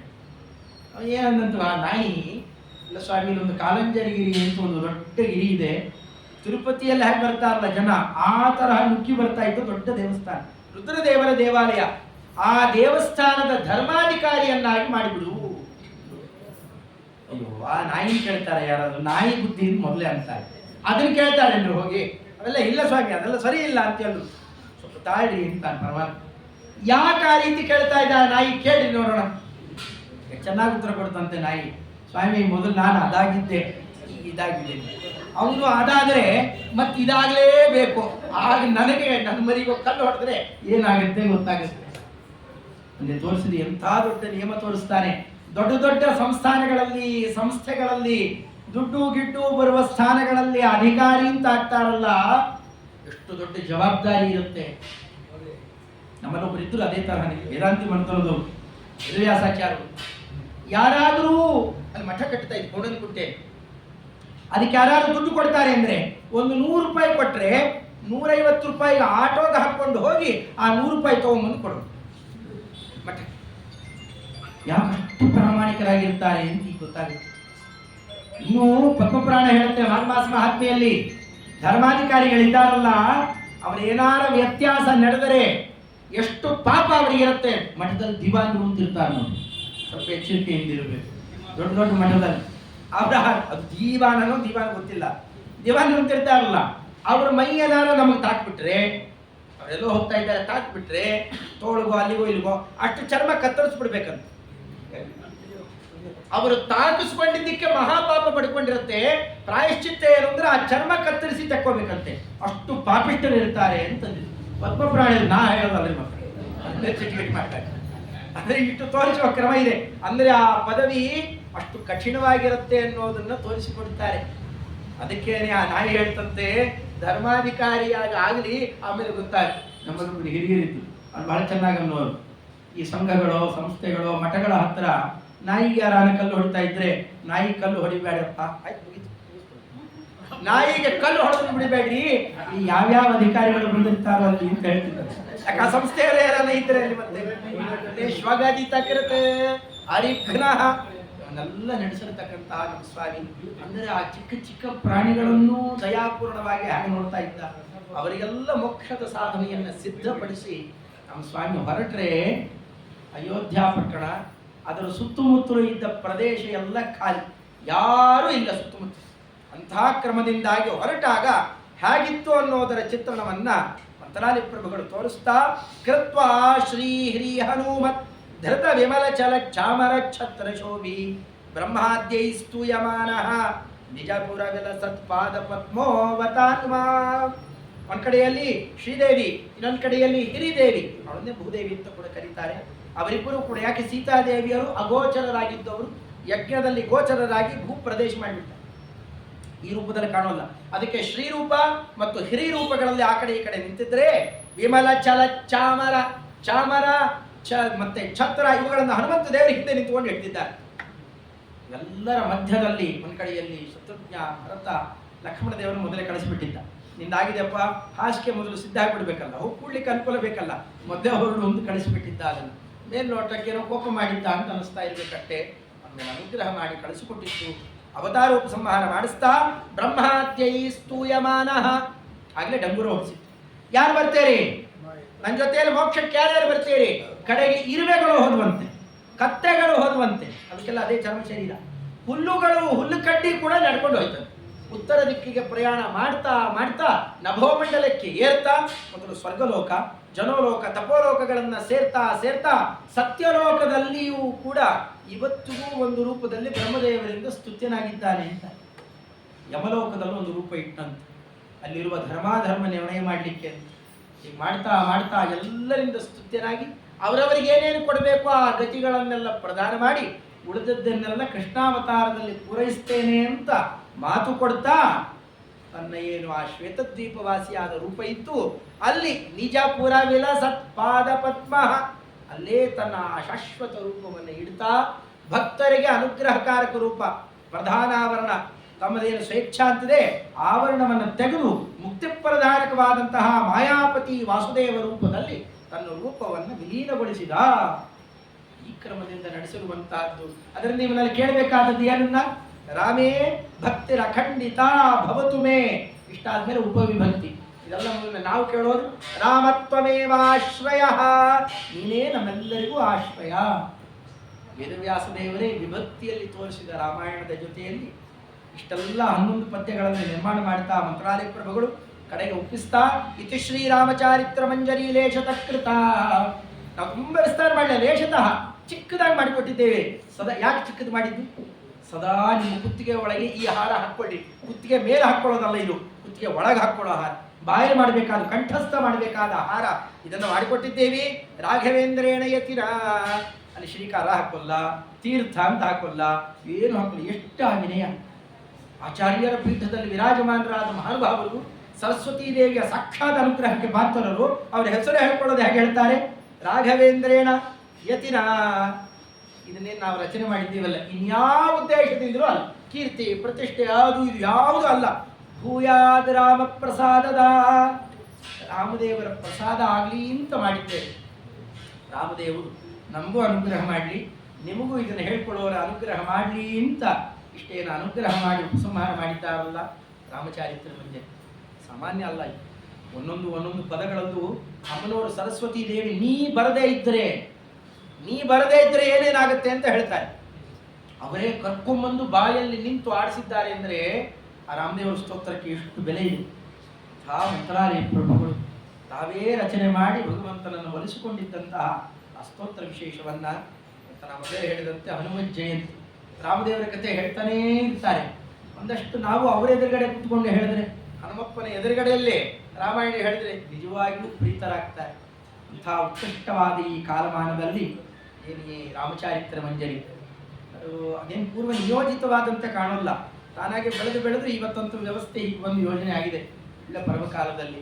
ಇದರಿಂದ ಏನು ರಾಮಚಾರಿತ್ರ ಮಂಜರಿಯನ್ನು ಕೆಲವರು 15 ದಿವಸ, ಕೆಲವರು 15 ದಿವಸ ಆಗಿಲ್ಲ, 14 ದಿವಸ, ಒಂದು ದಿವಸ ಉತ್ಸವ ಇತ್ತಾಗಿ ಬಿಟ್ಟು ಬಾಕಿ ದಿವಸಗಳಲ್ಲೆಲ್ಲ ಯಾರು ಕೇಳಿದ್ದೀರಿ, ಕಡೆಗೆ ಮಂಗಳದಲ್ಲಿ ಶ್ರವಣ ಮಾಡಿದವರು ಯಾರ್ಯಾರು ಹೇಳಿದ್ದೀರಿ ಕೇಳಿದ್ದೀರಿ.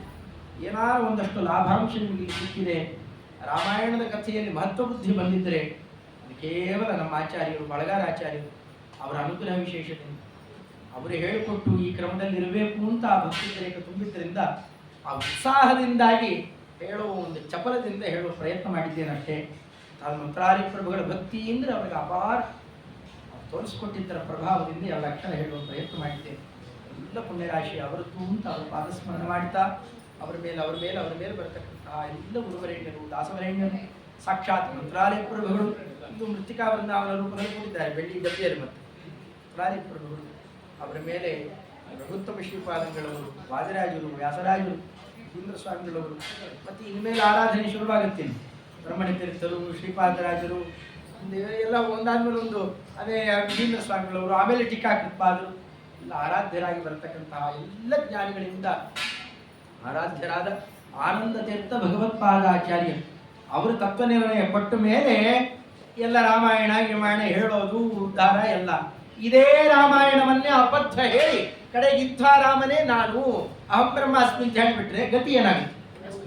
ಅದನ್ನೆಲ್ಲ ತಪ್ಪಿಸಿ ನಮ್ಮನ್ನ ಏನಾಹಮಿಹ ದುರ್ಮಾರ್ಗ ಉದ್ಧತ್ಯ ಅಭಿನಿವೇಶಿತ ರಾಮರೂಪದ ಸೇವೆಯನ್ನು ಯಾರು ಮಾಡಿದ್ರು, ಭೀಮರೂಪದಲ್ಲೂ ಕೂಡ ಕೃಷ್ಣದೇವರ ಸೇವೆಯನ್ನು ಯಾರು ಮಾಡಿದ್ರು, ಅವರೇ ಆಚಾರ್ಯರಾಗಿ ನಮಗೆ ರಾಮಾಯಣಾದಿಗಳನ್ನು ತೋರಿಸಿಕೊಟ್ರಲ್ಲ. ಭಾಗ್ಯವಂತರು. ಅದಕ್ಕೆ ನಾ ಯಾವಾಗಲೂ ಹೇಳೋದಿಲ್ಲ, ಮಧ್ವ ಸಂಘ, ಮಧ್ವರಾಯರ ಹೆಸರಲ್ಲಿ ಸಂಘ ಅಂತ ಮಾಡಿಕೊಂಡಿದ್ದೇವೆ. ಬೇರೆ ದಾರ್ಶನಿಕರ ಹೆಸರಲ್ಲಿ ಯಾವ್ದಾರ ಸಂಘ ಸಂಸ್ಥೆ ಇದೆಯಾ? ಅದು ನಿನ್ನೆ ಕೇಳಿ ಬಹಳ ಆನಂದ ಆಗೋಯ್ತು. ನಮ್ಮ ಸಂಸ್ಥೆಯಲ್ಲಿ ಯಾರ್ಯಾರಿದ್ದಾರೆ ಅಂತ ನಮ್ಮ ರಾಜಾರಾಯರು, PhDಗಳನ್ನು ಮಾಡಿದವರು, ಸರ್ಕಾರಿ ಅಧಿಕಾರಿಗಳು ನೆನೆಯಲ್ಲ ಬೇಕಾಗಿ ಹೇಳಿಬಿಟ್ರು. ಸರ್ವೋತ್ತಮರಾಯರು ಇದರ ಮೇಲೆ ಅವ್ರದ್ದು ಹೇಳ್ಕೊಳ್ಳಿಲ್ಲ. ಅವರು ಈ ಇಳಿ ವಯಸ್ಸಿನಲ್ಲಿ ಟ್ರಾಫಿಕ್ನಲ್ಲಿ ಅದು ಏನ ಪವಿತ್ರ ಪ್ಯಾರಡೈಸ್ ಹತ್ರ ರಾಂಗ್ ರೂಟಲ್ಲಿ ನುಗ್ಗುತ್ತಾರೆ, ಸರ್ರನೆ ಗಾಡಿ ತಿರುಗಿಸ್ತಾರೆ. ನನಗೆ ಹಾಕಿ ತಿರುಗಿಸ್ಲಿಕ್ಕಾಗಲಿಲ್ಲ. ಅವರು ನಾರಾಯಣ ಮೂರ್ತಿ ಅವ್ರ ಮನೆ ಕರ್ಕೊಂಡು ಹೋಗ್ಬೇಕಾದ್ರೆ ಈ ಉತ್ಸಾಹ, ಈ ಒಳ್ಳೆ ವರ್ಚಸ್ಸು, ಪ್ರಾಣದೇವರ ಸೇವೆ ಮಾಡ್ತಾ ಇದ್ದಾರೆ.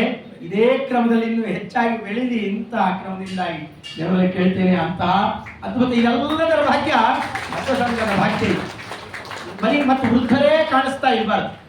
ವೃದ್ಧರೇ ಕಾಣಿಸ್ತಾ ಇದ್ದರೆ ಅಲ್ಲಿ ಯುವಕರು ಬರ್ತಾ ಹೋಗ್ಬೇಕು, ಬೆಳೀತಾ ಹೋಗ್ಬೇಕು, ಇನ್ನಷ್ಟು ಜೀವ ಬಹುಕಾಲದ ತನಕ ಬೆಳಿಬೇಕು. ಆಗ ಮಾತ್ರ ಮಧ್ವರಾಯರಿಗೆ ವರದನಾದಂತಹ ನಮ್ಮ ಸ್ವಾಮಿ ಈ 3 ರೂಪಗಳಿಂದ ಸ್ತುತ್ಯನಾದ ರಾಮ, ಕೃಷ್ಣ, ವೇದವ್ಯಾಸಾದಿ ಅನಂತ ರೂಪಿಯಾದ ಶ್ರೀಹರಿ ಆತ ಅತ್ಯಂತ ಪ್ರಸನ್ನನಾಗ್ತಾನೆ.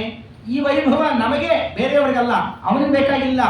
ದೇವರಿಗೆ ಅಲಂಕಾರ ಮಾಡುವ ನೆಪದಲ್ಲಿ ನಮಗೆ ನಾವು ಮಾಡಿಕೊಡ್ತಾ ಇರುವ ವೈಭವ ಇದಿನ್ನು ಹೆಚ್ಚೆಚ್ಚಾಗಿ ಬೆಳೀತಾ ಹೋಗಲಿ ಅಂತ ಹರಿವಾಯುಗಳಂತೆ ಪ್ರಾರ್ಥನೆ ಮಾಡ್ತಾ ವಾಗ್ವ್ಯಾಪಾರವನ್ನ ಭಗವಂತನಿಗೆ ಅರ್ಪಣೆ ಮಾಡ್ತೇನೆ.